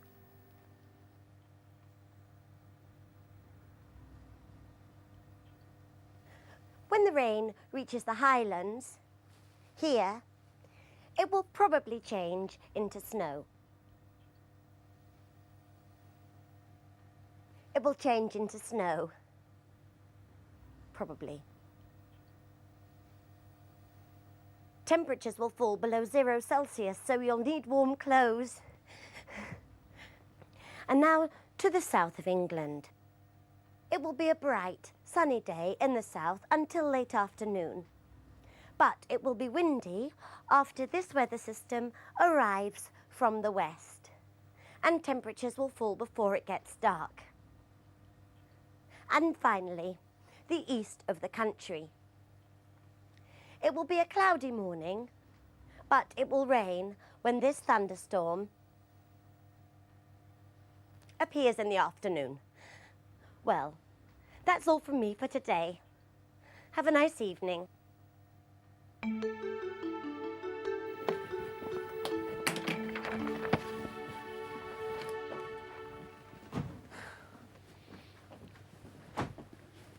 That was rubbish. Go and wait in my office.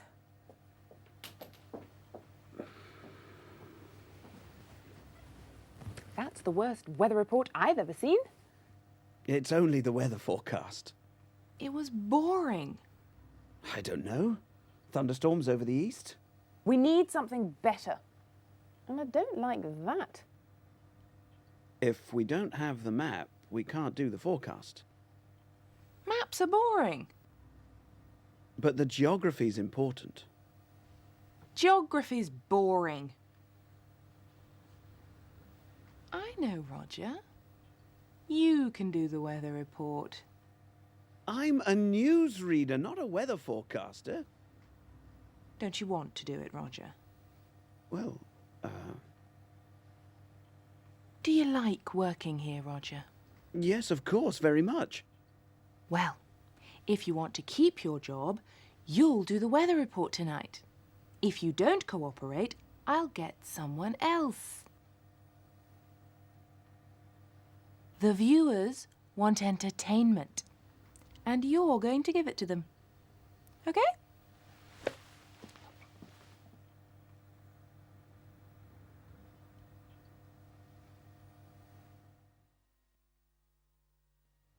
Firefighters will be in the area until they put out the blaze at the chemical factory.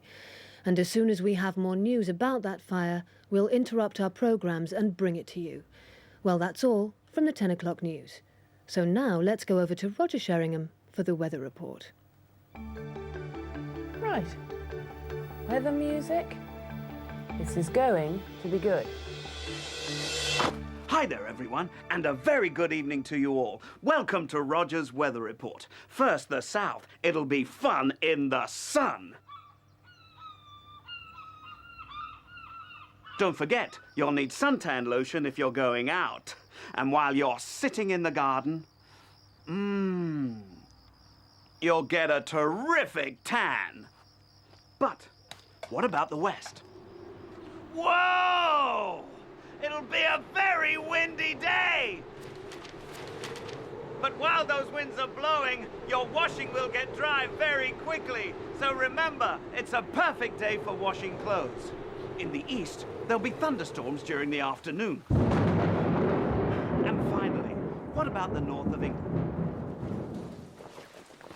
Well, in the north of England, there'll be heavy rain during the morning.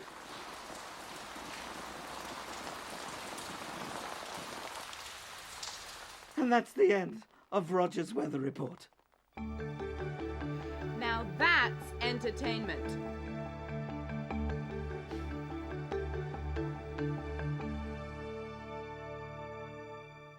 A rock star is in town, but who's sending her strange letters? It's time for another mystery with Inspector Grant and Detective Constable Dixon in Bodyguards. This is serious. Candy, I am watching you. You will be killed before tomorrow night. This is not just a threat. Have you heard of Candy? No. I have, Mum. She's a singer. Her records are played on the radio all the time. Thank you, Dixon. This letter was sent to Candy at her hotel. She's here in town for a concert tomorrow night. It's a death threat. Yes. Who sent it? We don't know. It isn't signed. When was it delivered to the hotel? This morning. It was posted yesterday from London before lunch. That's all we know. The writer can't spell. What? There's a spelling mistake. Here. Threat. T-H-R-E-T-T. The correct spelling's T-H-R-E-A-T. Sir. Thank you, Dixon. So, she needs bodyguards 24 hours a day. I'd like to volunteer, Mum. You're both going to do it. Right. Good. And another thing. She wants you to dress like musicians.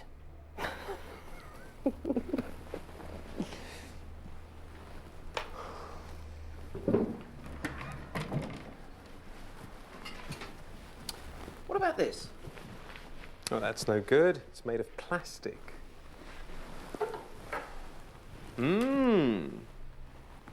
Made in Italy, Armani. Very smart.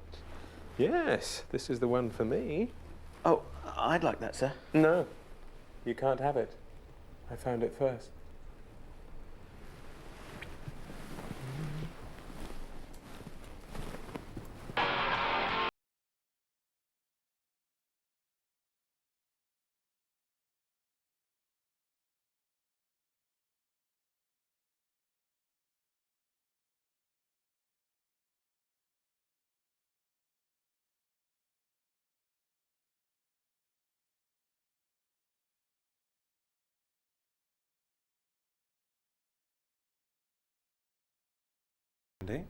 It's all right, sir. She's in the other room. This isn't a holiday, Dixon. Look at all this mess. Ciao. Ciao. Hello, Miss, Candy. This is my inspector, Inspector Grant. Cool. Don't stand near the window!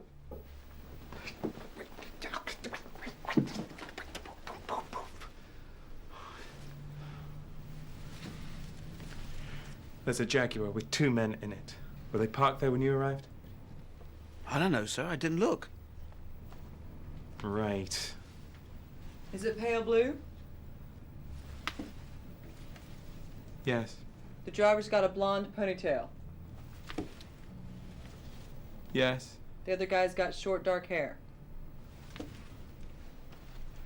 That's them. My chauffeur and my manager.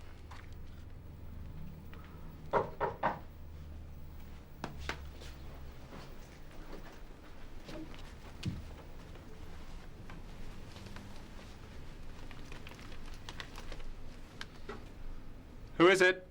Room service.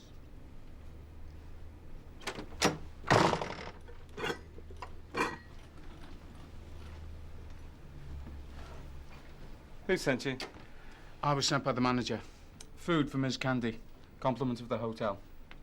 It's okay, he's cool. He brought breakfast this morning and the food for Ringo.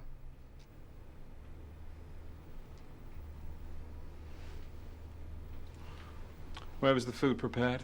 What? Come on, I haven't got all day. Where was it cooked? Here, in the kitchen. In the kitchen? Who prepared it? I don't know. The chef? I don't know. All right. You can go.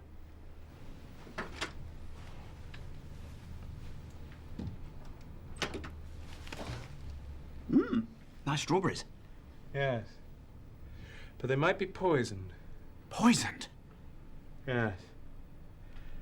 I've got an idea. You try one first, Dixon. Oh, I don't know about that, sir. Oh, come on, Dixon, quickly.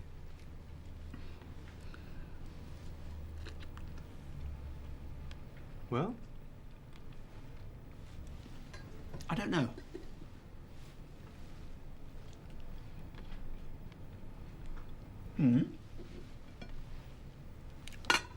Is it all right? Yes, it's very nice, sir. It's all right, Miss Candy. Food isn't poisoned. I'm not hungry.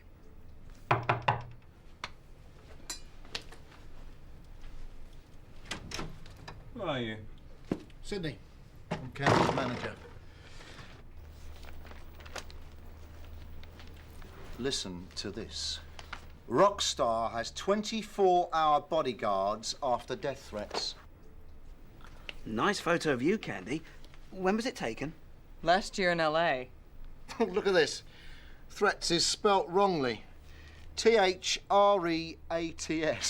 No, Sydney, that's the right spelling. Is it?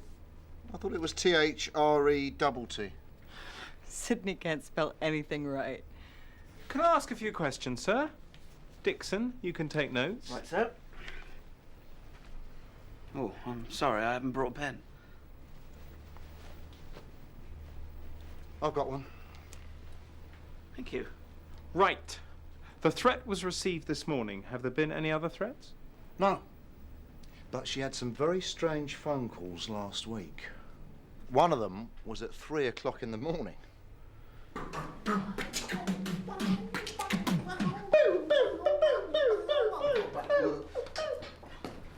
How was the concert? Brilliant, it was sold out. 10,000 people.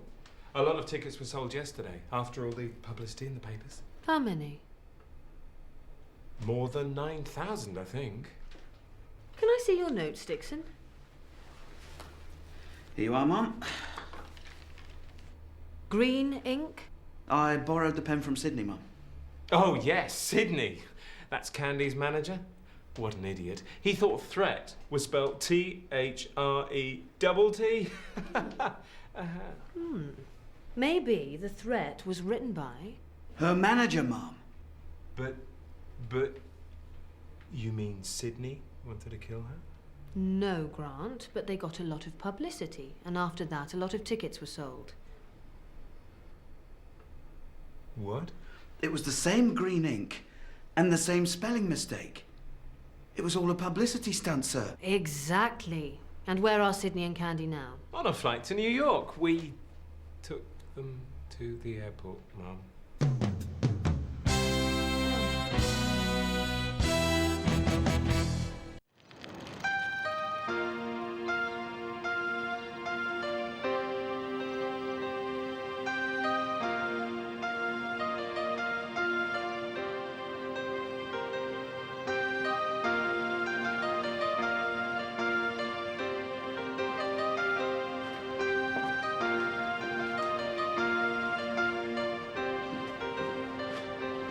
Good morning, Bob.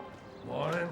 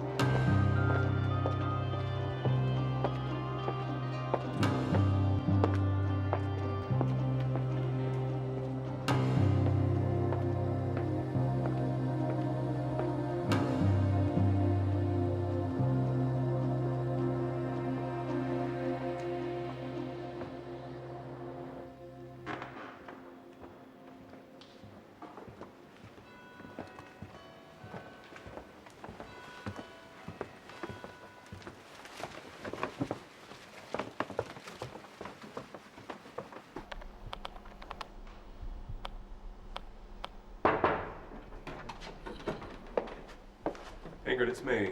Come in, Frankie.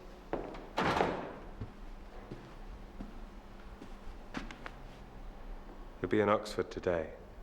Do you know what time? 11. Do you know where? Newton College. Good. Here's his photograph. You know what to do.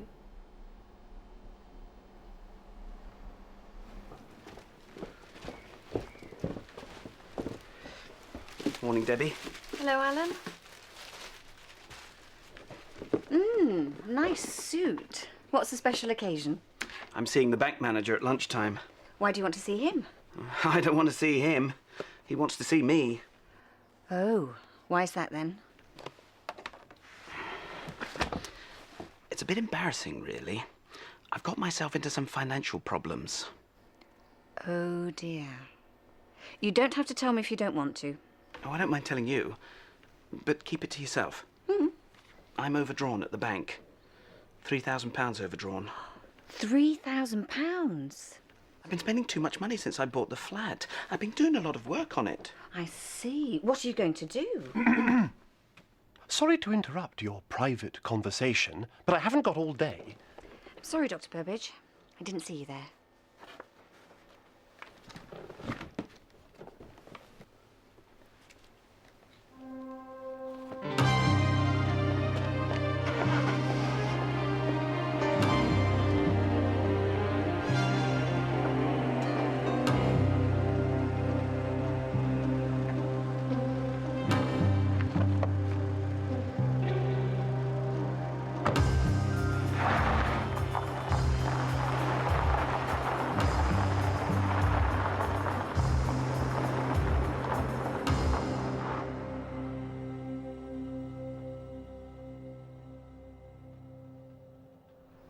Is it really by William Shakespeare? Please don't touch it, Deborah.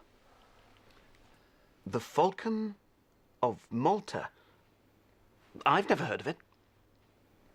Well, of course you've never heard of it. We've only just discovered it. We've been moving some old manuscripts from the storeroom. It was in an old chest with some college accounts from the early 17th century. We think someone hid it there, perhaps during the English Civil War. When was that, Dr. Burbage? Really, Alan, I haven't come here to give you a history lesson. Newton College are going to photograph the play, then they're going to analyse it on their computers. We want to know when Shakespeare wrote it. I know the date.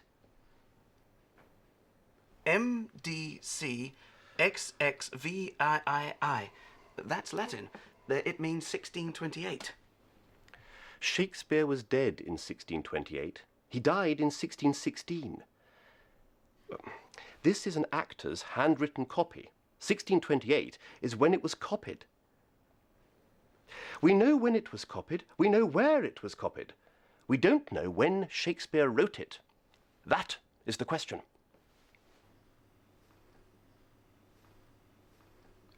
Are you sure it's genuine? We're absolutely certain. But almost. New play by Shakespeare. Must be worth millions. It's priceless, Deborah. Now, Alan, I want you to take it to Newton College. What?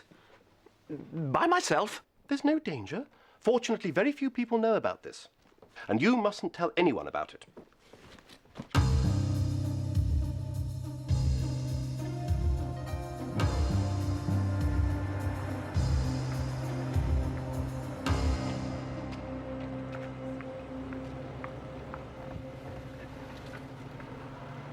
What's the problem?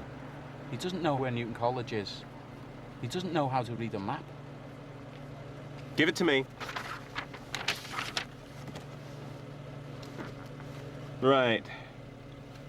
Ethelred College is just along this street. So, Newton College is round the corner. First left, second right. Right, got it.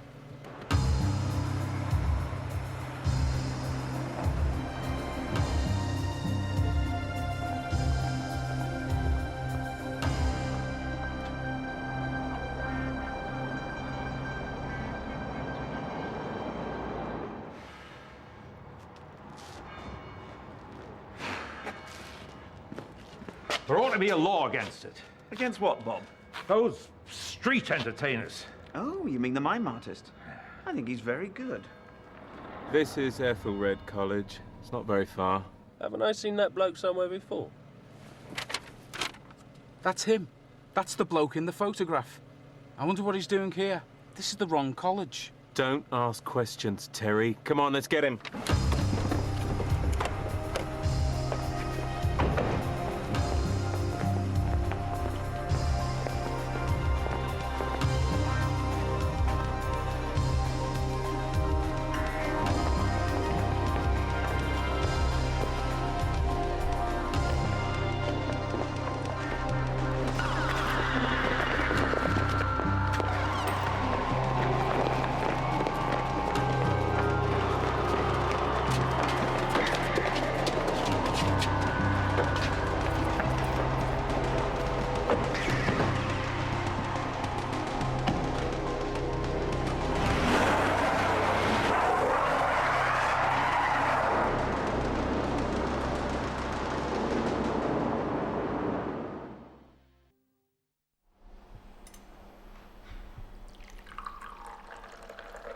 Would you like milk, Professor?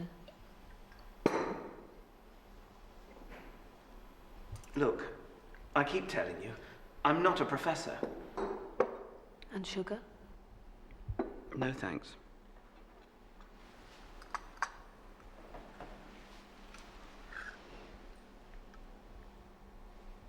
Oh dear. I know what you're thinking. Please don't worry. There's nothing in it. You're quite safe. I must apologize for my colleague's behavior. But you see, I wanted to make you an offer, Professor. But I'm not a professor. Did you find any identification? I told you, this is a new suit. I've never worn it before. I forgot to put my wallet in it.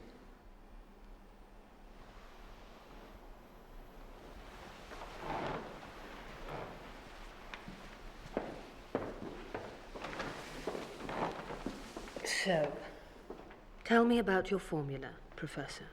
Formula? I don't know what you're talking about. Oh, please, Professor. Can we stop playing games?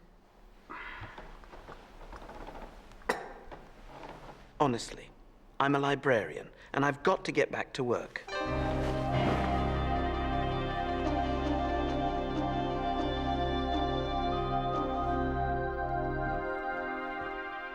But hasn't Alan come back yet? No, not yet. Well, he left nearly an hour ago. He's got an appointment with the bank manager at lunchtime. Maybe he's gone straight there. Well, let me know as soon as he gets back.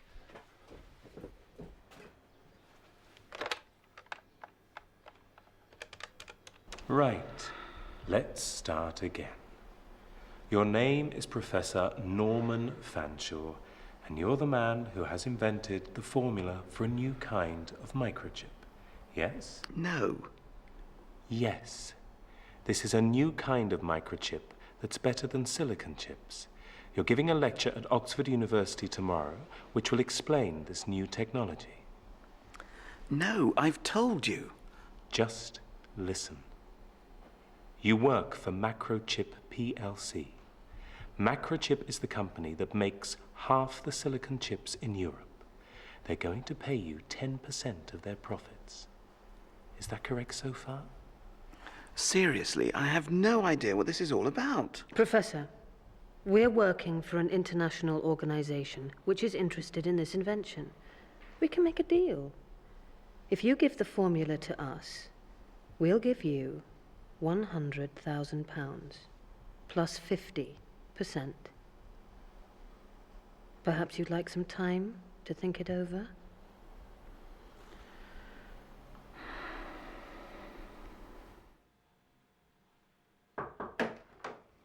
Deborah! Dr. Burbage, he never got there. Something's happened to him, I know it. Calm down, Deborah, and tell me what you're talking about. It's Alan.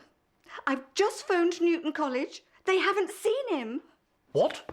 He hasn't been there. The manuscript. What's happened to the manuscript? Well, I don't know, Dr. Burbage, but what's happened to Alan? This is serious. I shall have to call the police.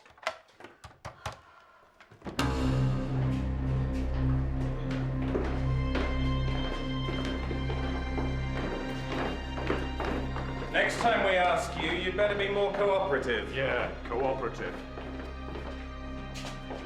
or there'll be trouble. Yeah, trouble. Shut up. Yeah, shut up. No, I mean you, mate. Look, I can't help you. There's been a mistake. My name's not Professor Frampton. Fanshawe.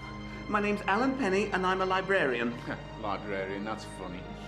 That's enough, Professor. No more lies. Really? It's the truth! Think it over, Professor. We'll be back.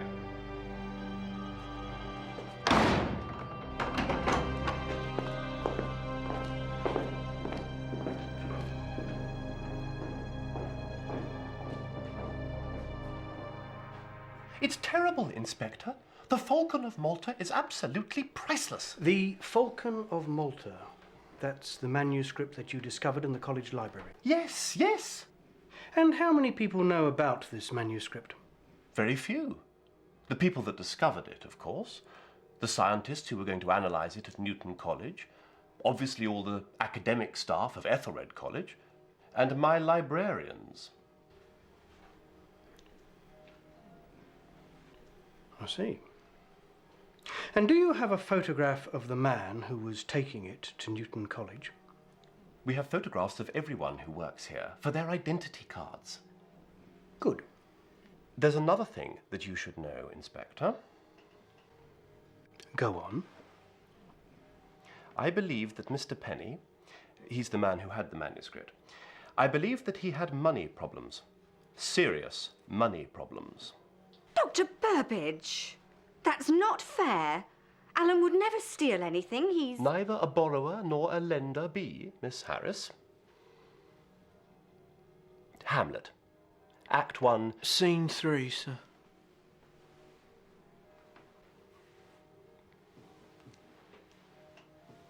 Unfortunately, I have to say this. I believe that Mr. Penny owed the bank more than £3,000.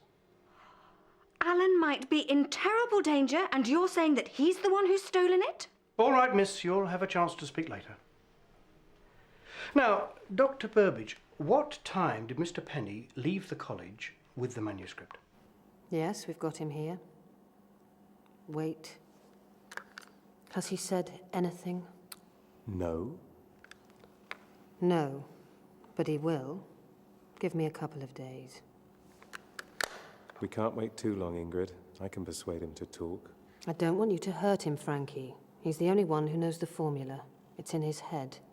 Just leave it to me. Not yet. Maybe tomorrow.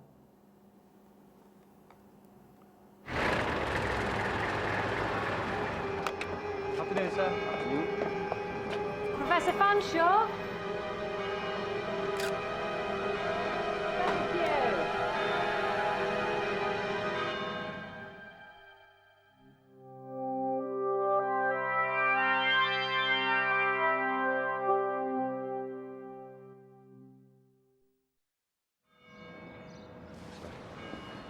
Good morning, Bob. Morning, Miss Harris. Could I see your identity card, please? My identity card? Why? Never had to show it before. Police instructions, miss. There's extra security today. All identity cards must be checked. Is there any news about Alan? No, miss. But the police have been round here. They've been asking a lot of questions.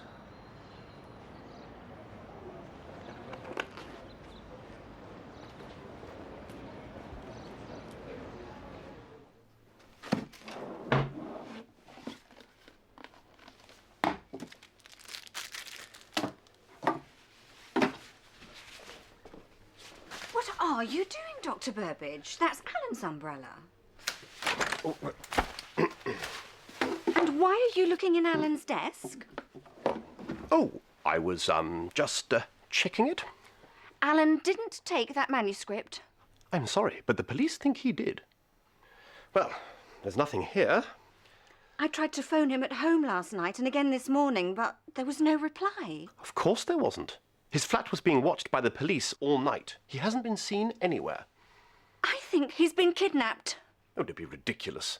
Nobody knew he had the manuscript. It doesn't make sense. Oh, I know. It's just not like Alan, that's all. Well, the police are quite certain. And when he's found, he'll be sent to prison for a very long time.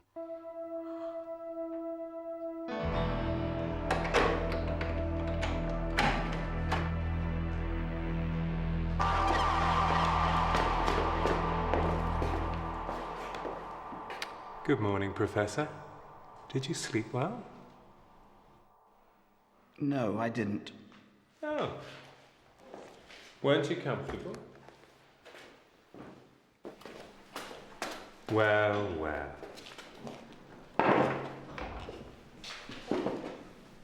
At least you've had time to think about our proposal. Why won't you tell us the formula? We're offering you a lot of money. But I don't know the formula.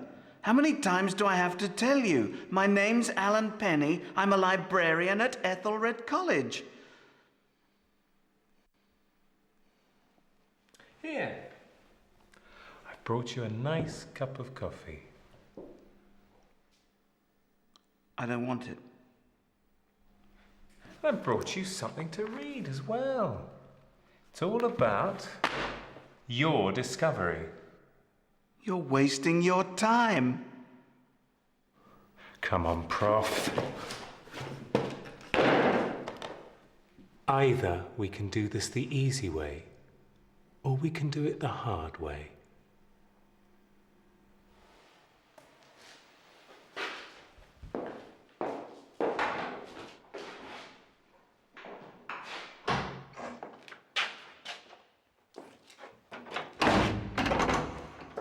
Well? No luck, just the same old story.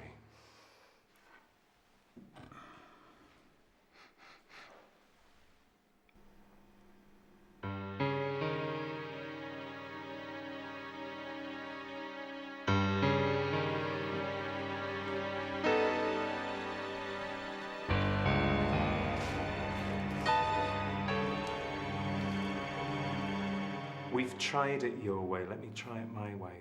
I've told you, Frankie, no violence. I'll be careful, I promise.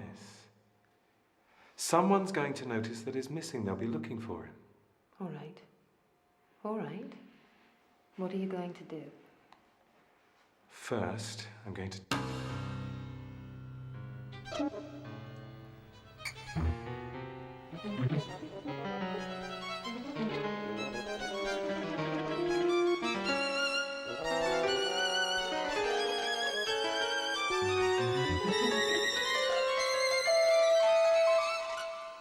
We're doing everything we can, Dr. Burbage. All the airports and seaports are being watched. We're certain that he hasn't left the country. There are no other copies of the play. It's unique. Ah, now is the winter of our discontent. Pardon? Richard III, Act 1, Scene 1. A quote, sir. Shakespeare?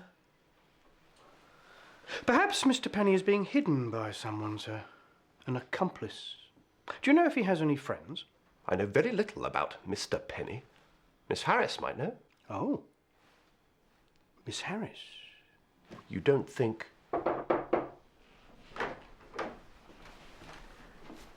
Excuse me, Dr. Burbage. There are some letters here to be signed, and... Not now, Miss Harris. Oh. Sorry.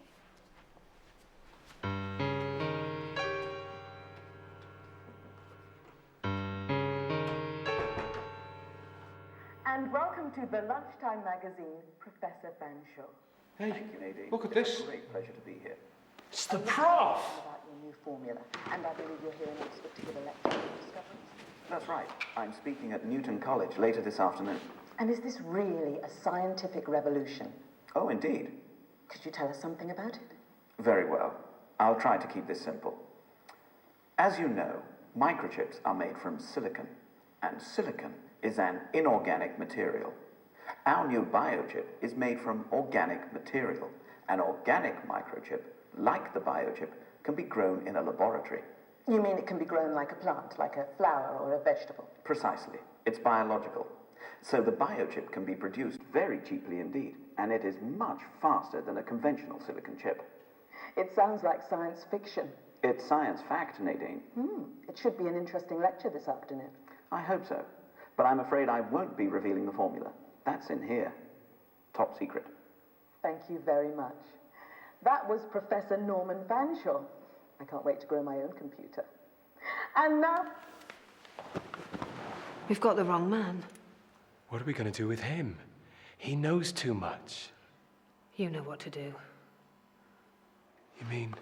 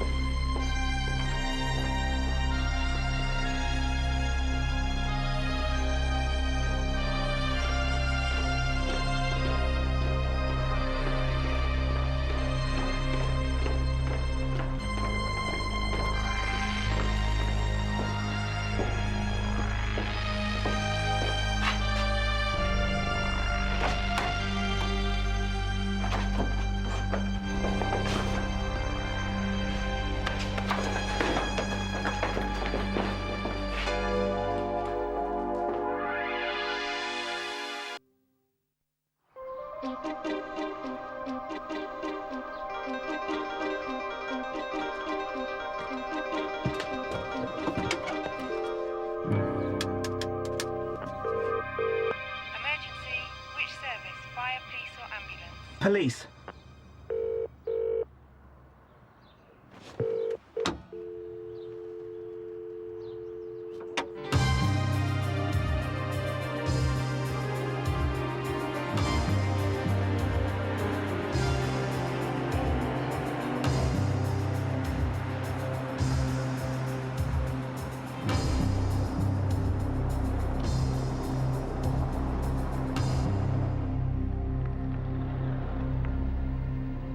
Do you think he's in there now? I don't know, do I? Aren't you going to go and find out then? I can't just walk in. You could go in to borrow a book. It's not that kind of library, Mick.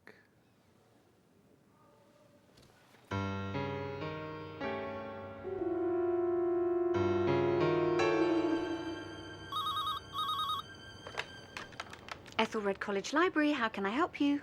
Hello, Debbie. It's me. Alan, where are you? I'm in a phone box. Are you all right?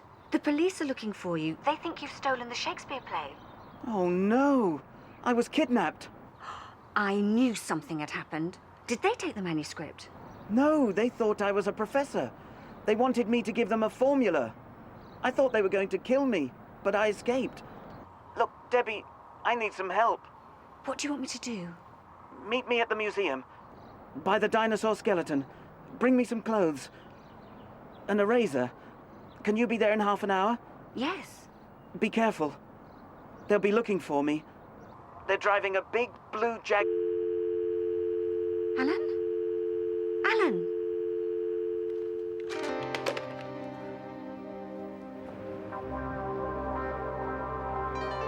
Aye, someone's coming out. Come on, we'll go and ask her if she knows him. Excuse me, miss. She must know something, Mick. Come with me, Terry. Will you wait here?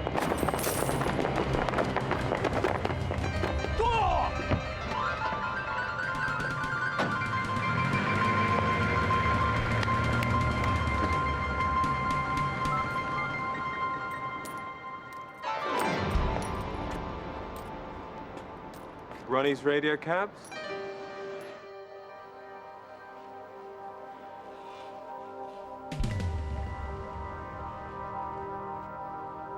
Debbie! Up here!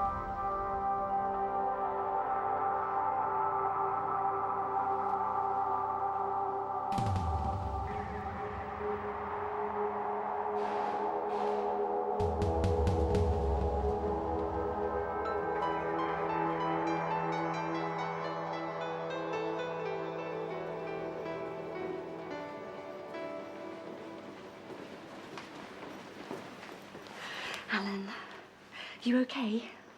Were you followed? No, but they were waiting for me just outside the college. They tried to stop me. I only just got away.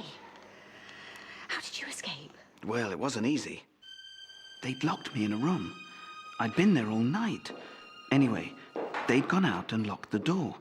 I heard them turn the key. All the other times, they'd taken the key out of the lock. This time they hadn't. They'd left it there. I went over and I listened. They were talking about me. The man said he was going to make me talk. I knew I had to get away. They'd left some coffee things in a magazine. That gave me an idea. I tore a page out of the magazine and picked up the spoon.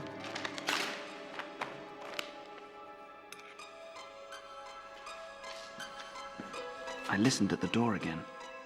They'd gone. I looked through the keyhole. I was right. They had left the key in the lock. I slid the piece of paper under the door. Then I put the spoon into the lock, and I pushed the key out. The key fell onto the paper, and I pulled the paper back under the door.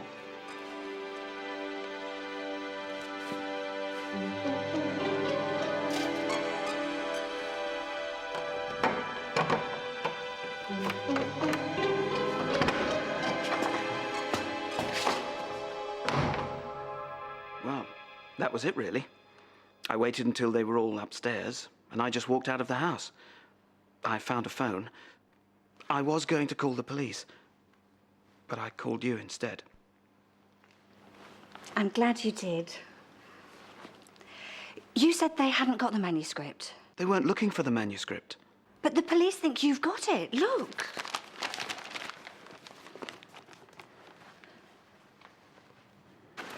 I brought the stuff you asked for. Thanks. I'll go and change in the gents. Okay, I'll wait here. Debbie, there's no need for you to get involved in this. I already am. Go on.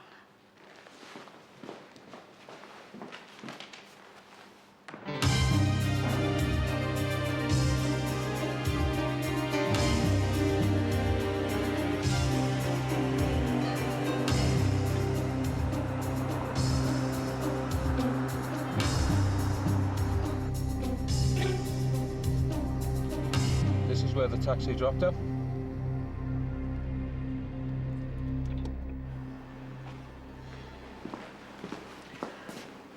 Sorry, I couldn't get you any shoes.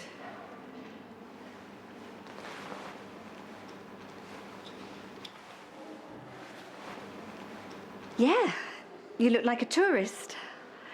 Where's your suit? Alan? Isn't that one of the gang?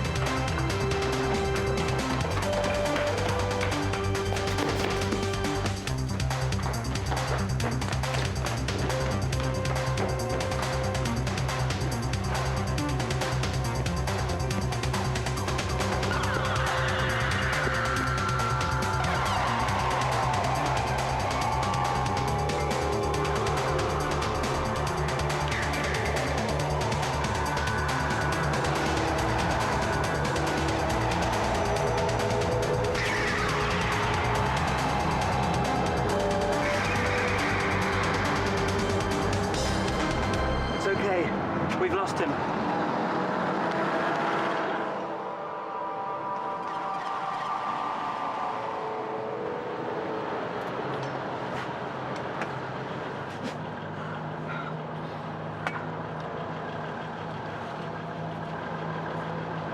Look at this.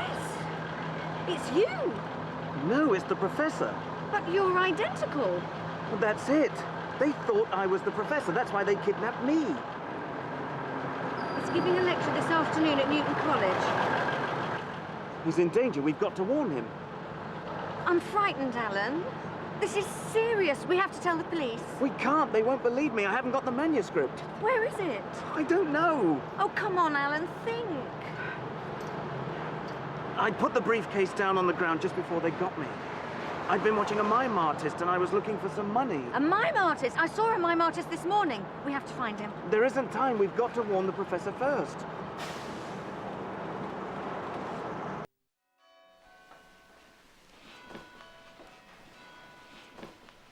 Where were they found? They'd been left in the gents' toilet in the museum. Do you recognise them? Well, this certainly looks like the suit he was wearing. There's something else, Inspector. Miss Harris is missing. Since when? I don't know. She was here this morning. I had to go to a meeting. When I returned, she'd gone. Well, I thought he had an accomplice. You mean? Yes, sir. They're both in this together. This is a stupid idea. What'll I say if someone talks to me? You'll think of something. Just try and look intelligent. Intelligent? I'd get some glasses if I were you.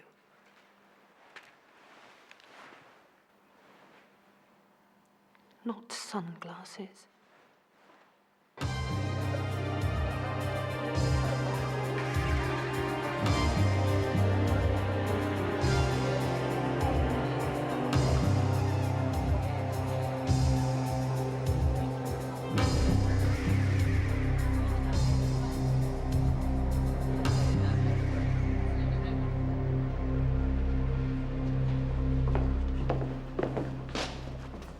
I haven't got an invitation. No problem, boss. Dr. Burbage. What a surprise. I didn't know you were interested in biotechnology. Oh, I'm not really, but I was sent an invitation. Never look a gift horse in the mouth. Shakespeare, Doctor.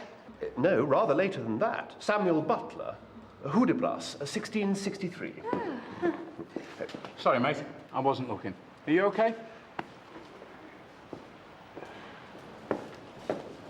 There you are. An invitation. You're a criminal, you are.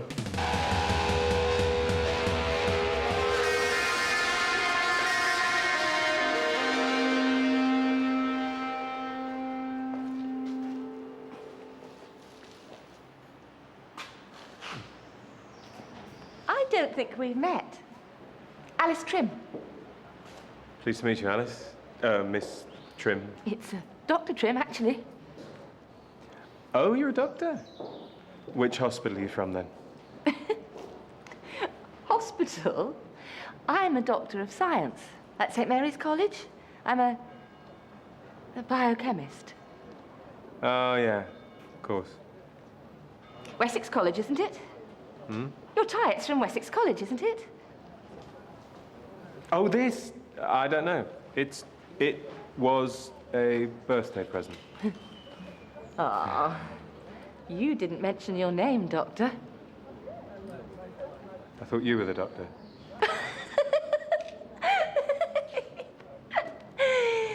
You're wearing an academic gown.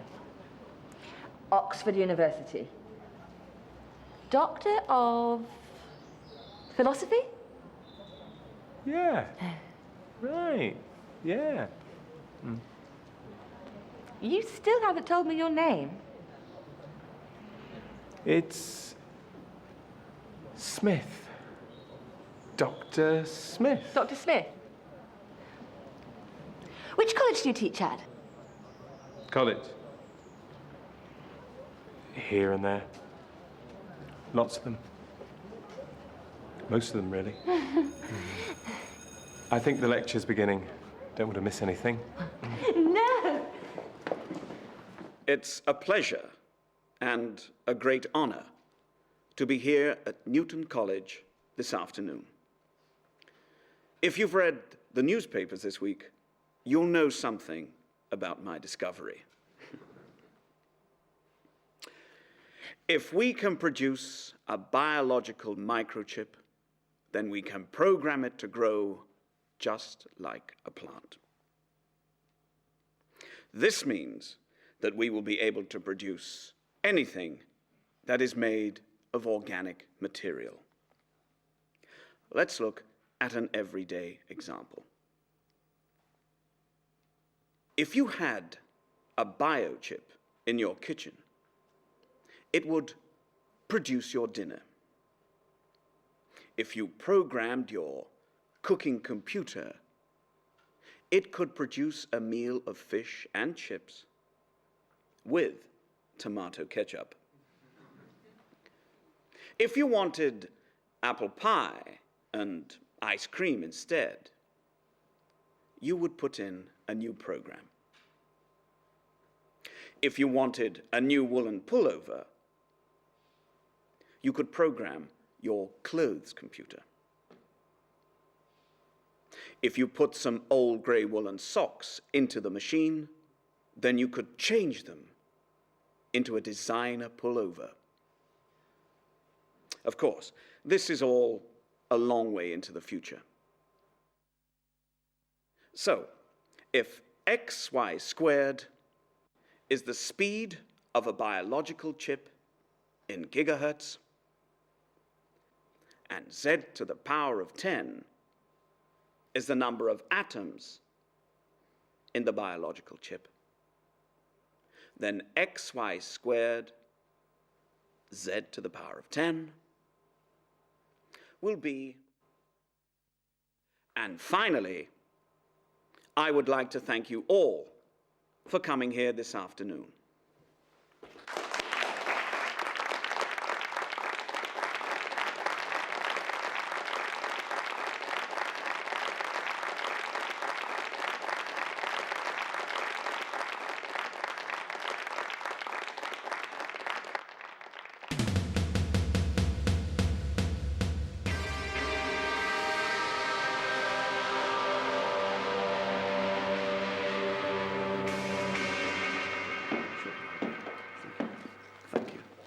Thank you very much. I enjoyed your talk, Professor. Thank you. So if this biochip works, you'll make a lot of money. Money? That's not the point. If it works, it'll solve many of the world's problems. Oh, yeah, right, absolutely. But if it solves the world's problems, you'll make a lot of money. Yes. Well, if you'll excuse me, I have to go.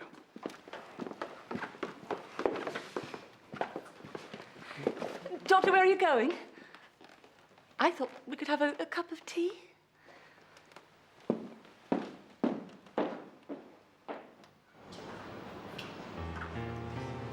Professor Fanshawe? Yes? You're staying at the Randolph Hotel? Yes. I'm your driver, sir. I didn't order a car. Compliments to the hotel, sir.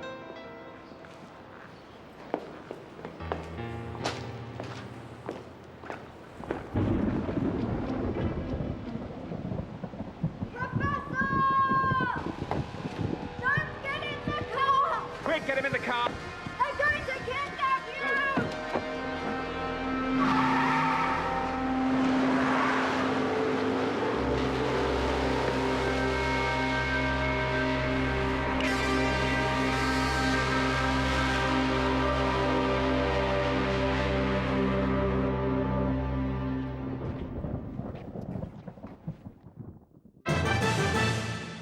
Good evening and welcome to Crime Report, the programme where you, the public, can help to solve crime. Our main story tonight concerns a lost manuscript, but this is no ordinary manuscript, and we have Dr. Gerald Burbidge from Ethelred College to tell us about it. Good evening, Dr. Burbidge. Why is this manuscript so important? Because we are almost certain that it is an unknown play by William Shakespeare. That's extraordinary. Why wasn't it found before? It's rather an exciting story. It was discovered in an old chest in a storeroom at the college. We think someone hid it there during the Civil War. The storerooms contain many chests with documents going back hundreds of years.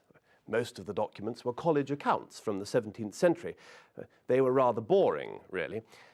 2 chickens, a penny, 3 rabbits, 2 pennies, a sack of carrots. So someone found the manuscript. Was it you? Not personally, no. Could we have a look at it? Well, this is a photograph of the first page, and as you can see, the play is called The Falcon of Malta. How can you be certain that it's not a fake? Well, we can never be 100% certain. The manuscript was on its way to the laboratory for computer analysis when it disappeared. It disappeared? It was being taken to Newton College yesterday morning by one of my librarians. He never got there. And today, one of his colleagues also disappeared. The college is offering a reward of £10,000 for the return of the manuscript. The police are looking for 2 librarians who may be able to help them with their inquiries. Alan Penny and Deborah Harris are both from Oxford. If anyone has information about them or about the manuscript, will they please phone Oxford Police or the Crime Report studios? Have you got 10p? You don't need it, just dial 999.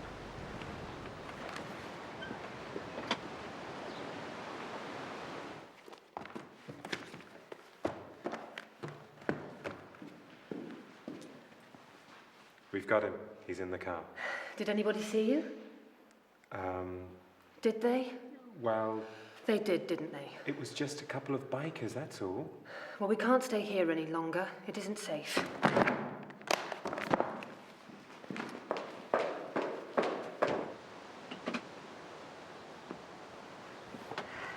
What did the police say? They asked me what my name was, and then they asked where I was calling from. And? I said I couldn't tell them. I told them that Professor Fancher had been kidnapped. They didn't know who he was. So? I told them he'd been giving a lecture and the gang had kidnapped him. I said they wanted the formula for the biochip. Then I told them where the house was and I hung up. Right. Now what shall we do? Find somewhere to sleep. Where? I've got an idea. Have you got that 10p?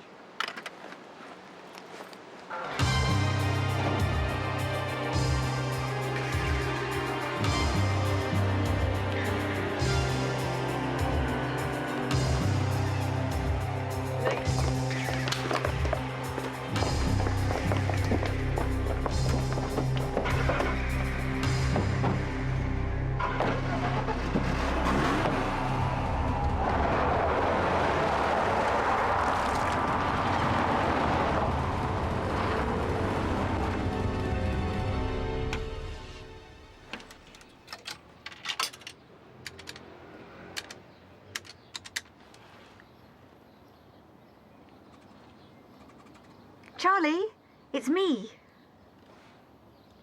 Yeah, I'm fine. What did you tell them? Charlie, can we borrow your van? We haven't got anywhere to go tonight. I thought we could sleep in it. We're by the phone box in Arcadia Avenue. Bye.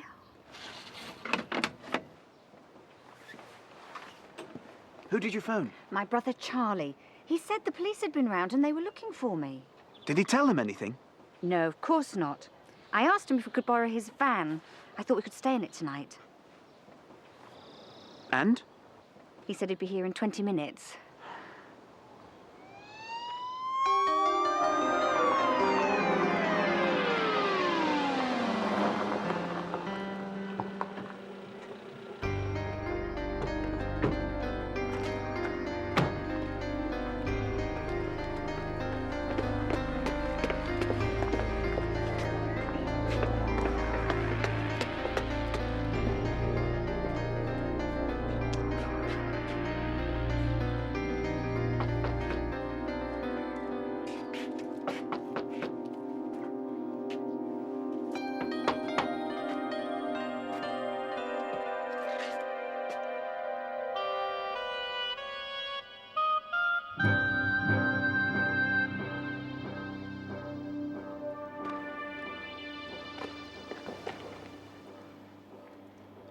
Your name is Professor Norman Fanshawe.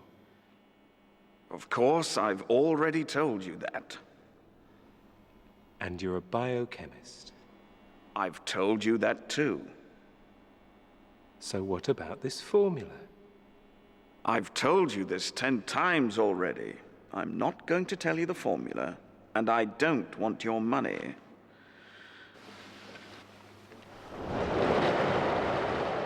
Now I'm getting bored. How long is this going to continue?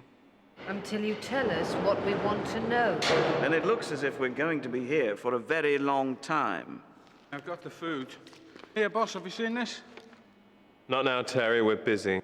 Look, Mick, it's that bloke from yesterday. And that woman who was at the college. Oh, yeah. What's he in the paper for, then? Can I see that? Yeah, sorry. Frankie said you were busy. Frankie, Yes? this is a picture of our librarian friend. Oh, yes? It says here that he's disappeared with a Shakespeare manuscript. He's stolen a book from his own library. I would never have guessed. Not just a book, Frankie. It was a Shakespeare manuscript. He was taking it to a laboratory. Oh, yeah? How much is that worth, then? It says here that it's priceless. What are they worried about, then? I mean, if it's not worth anything. My dear fellow, priceless means it's worth more than anyone can pay. It means it's worth millions. Tens of millions, probably. Did you see the manuscript? No. Did he have anything with him? No, we just grabbed him. The mime artist had a hat. Shut up, Mick. And a briefcase. What? Yeah, didn't you see it? You idiots. The manuscript was in the briefcase. We were looking for the professor, not a briefcase. I want that mime artist. You've got to find him.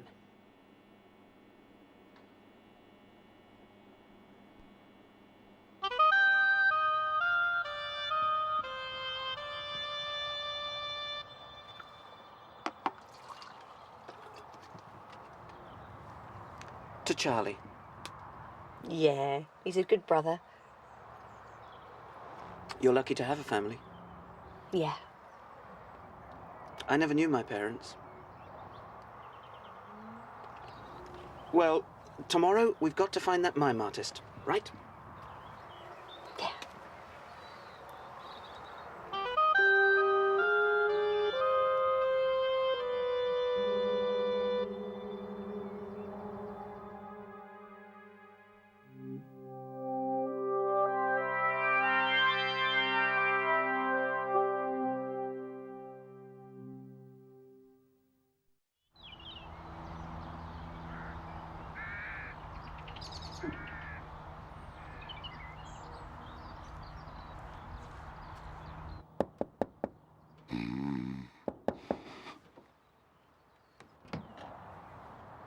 Morning. Good morning. Did you sleep well? Yes, thank you.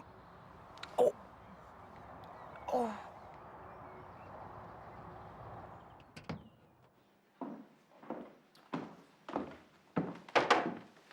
Ah, an inspector calls. It's the title of a play, sir, by J.B. Priestley. Any news? No, nothing at all. Actually, I wanted to ask you about something else. Go on.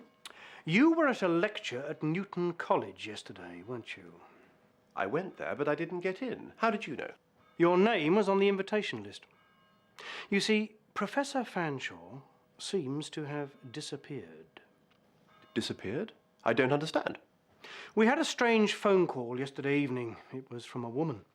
She told us that the professor had been kidnapped and was being held at a house near Oxford. How extraordinary. We checked the house. It was empty. The owners had been away in California for several weeks. It must have been a hoax. That's what we thought at first. But Professor Fanshawe didn't return to his hotel last night and hasn't been seen since. You didn't see him at all? No. I went to Newton College, but when I got to the door, my invitation was missing. They wouldn't let me in. I thought I might have left it at home. Then I remembered. I was talking to a colleague before the lecture. I had my invitation then. I remember putting it in my pocket. Then a man bumped into me. He must have picked my pocket. Can you describe him? I'm awfully sorry. I didn't really notice him. Why would a pickpocket be interested in a lecture on biochemistry?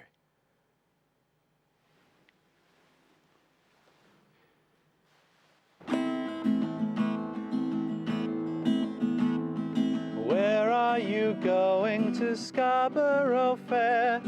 Parsley, sage, rosemary and thyme. Remember me to a bonny lass there, for once she was a true lover of mine. Yes, once she was a true lover of mine.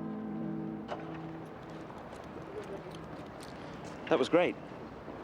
Thanks. Have you got a minute? Yeah, I suppose so. We're looking for a friend of ours. Oh, yeah? Yes. He's a mime artist. He does statues. He's usually in this square. You must know him. What's his name? We don't know.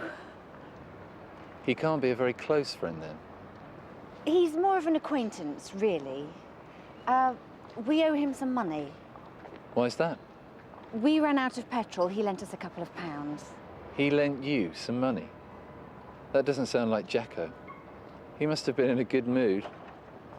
Did he say anything? No. Yes. No. Do you know where we can find him? Ask at Pete's Cafe. He might be there. Thanks.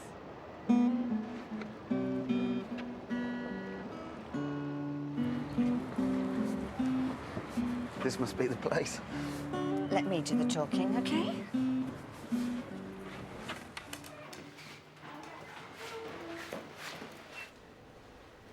Yeah.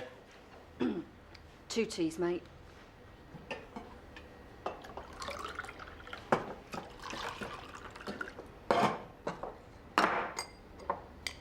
Actually, I don't take sugar.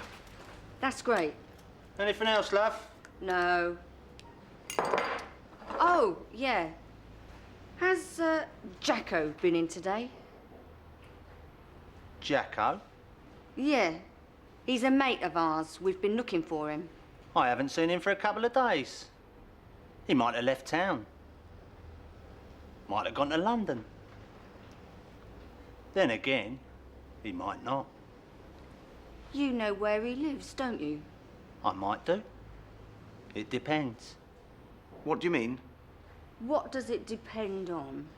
It depends on how much you want to know.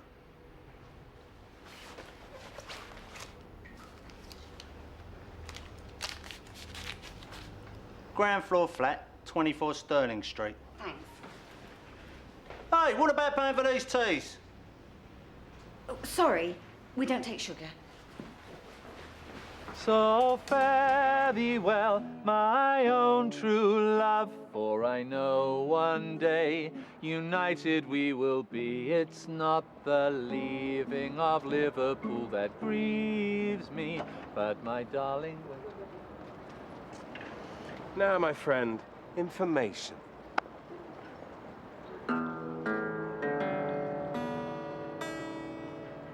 Be careful with that guitar, Mick. You don't want to break it. I'm sorry about Mick. He can be a bit careless. Now, about that information,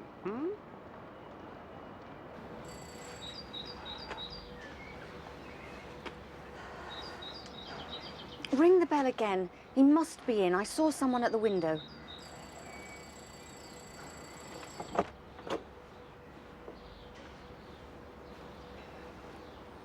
Can we come in?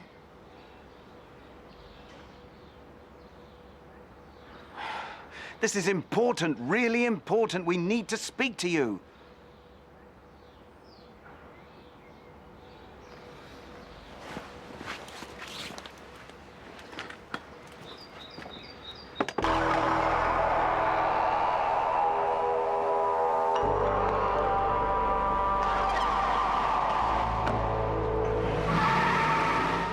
Do you remember me?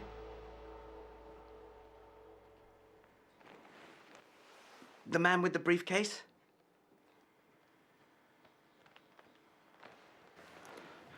We want the briefcase. You must have taken it.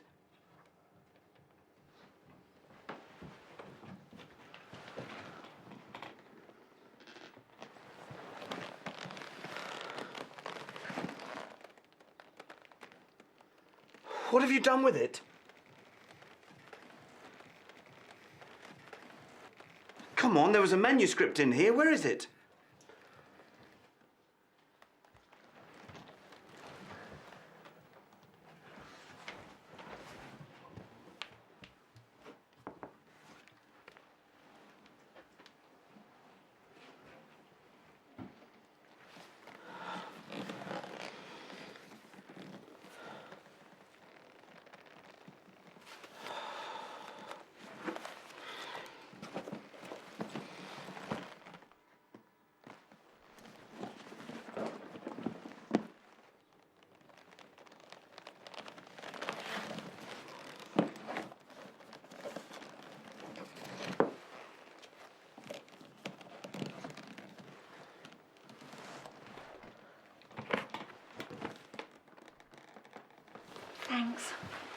Bye.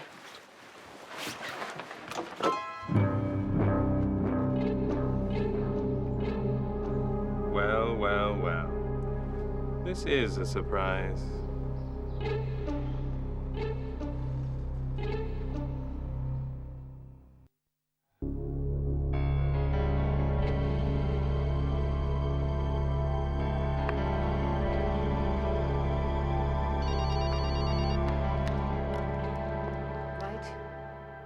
How long? A few minutes? Right. No, not a word.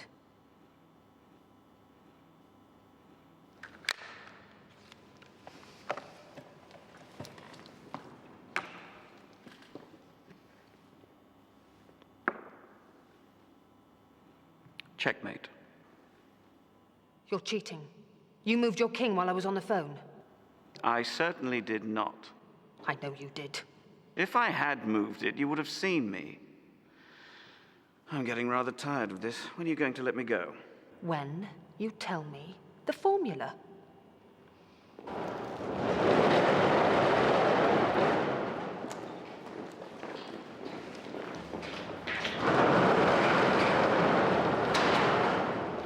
Good Lord. He's your double, isn't he? Well done, Professor. You noticed. There it is. I told you I'd find it. You should have got it in the first place. This is worth a fortune. Yeah, there's a £10,000 reward. It was in the newspaper. Millions. It's worth millions. There are private collectors who'd pay anything for this. Don't you understand? It's a new play by William Shakespeare. And here it is. You'll never get away with it. Oh, yes? Who's going to stop me? You? I don't think so. Frankie? Wait. If I gave you the formula, would you let them go? Oh, so you've changed your mind, Professor. All right, I'll tell you if you set them free. First the formula, then we'll let them go. I'll need peace and quiet. What about in the plane?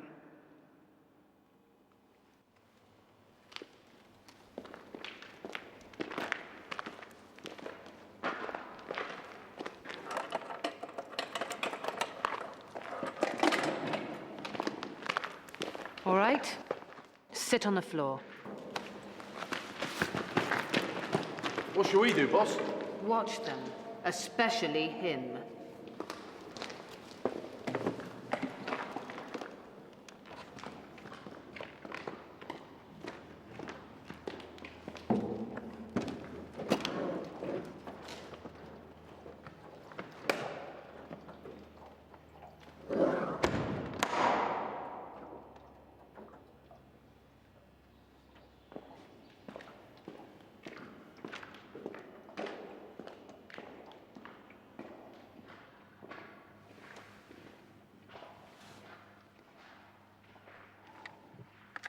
What are you doing? I'm going to email the organization. It won't be long now. They can get the money ready for the professor. You're not telling them about the Shakespeare, are you? Oh, no, Frankie. That's just for me. I mean us.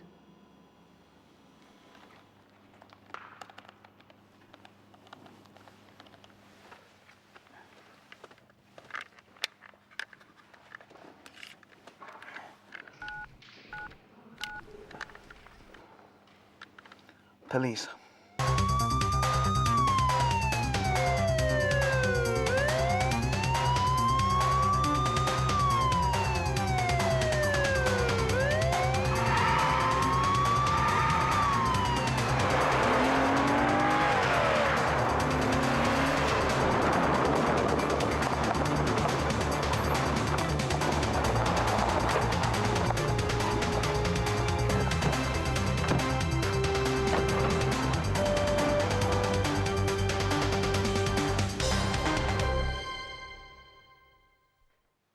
I'm glad to see you both safe and well.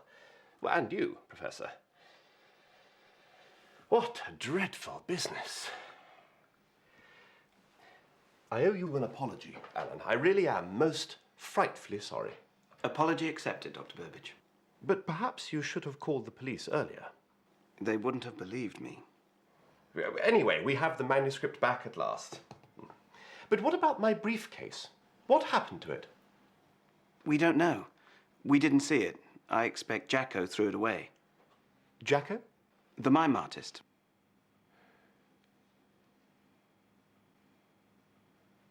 Are you related to Professor Fanshawe by any chance?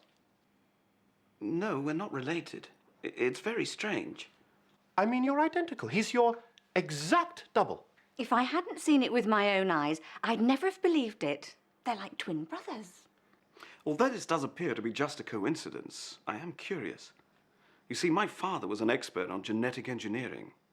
Genetic engineering? Yes, cloning. He wrote several books on cloning. And what did your father do? I don't know. I never knew my parents. I was adopted.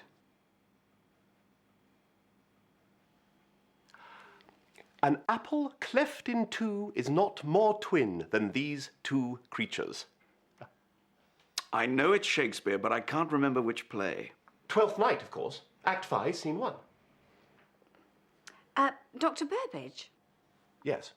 What about the reward for the safe return of the manuscript? If it hadn't been for Alan, you'd never have got it back. That's true, Deborah. There is a reward. £10,000 to share between you. I must say, you deserve it. Now you can pay off your overdraft, Alan.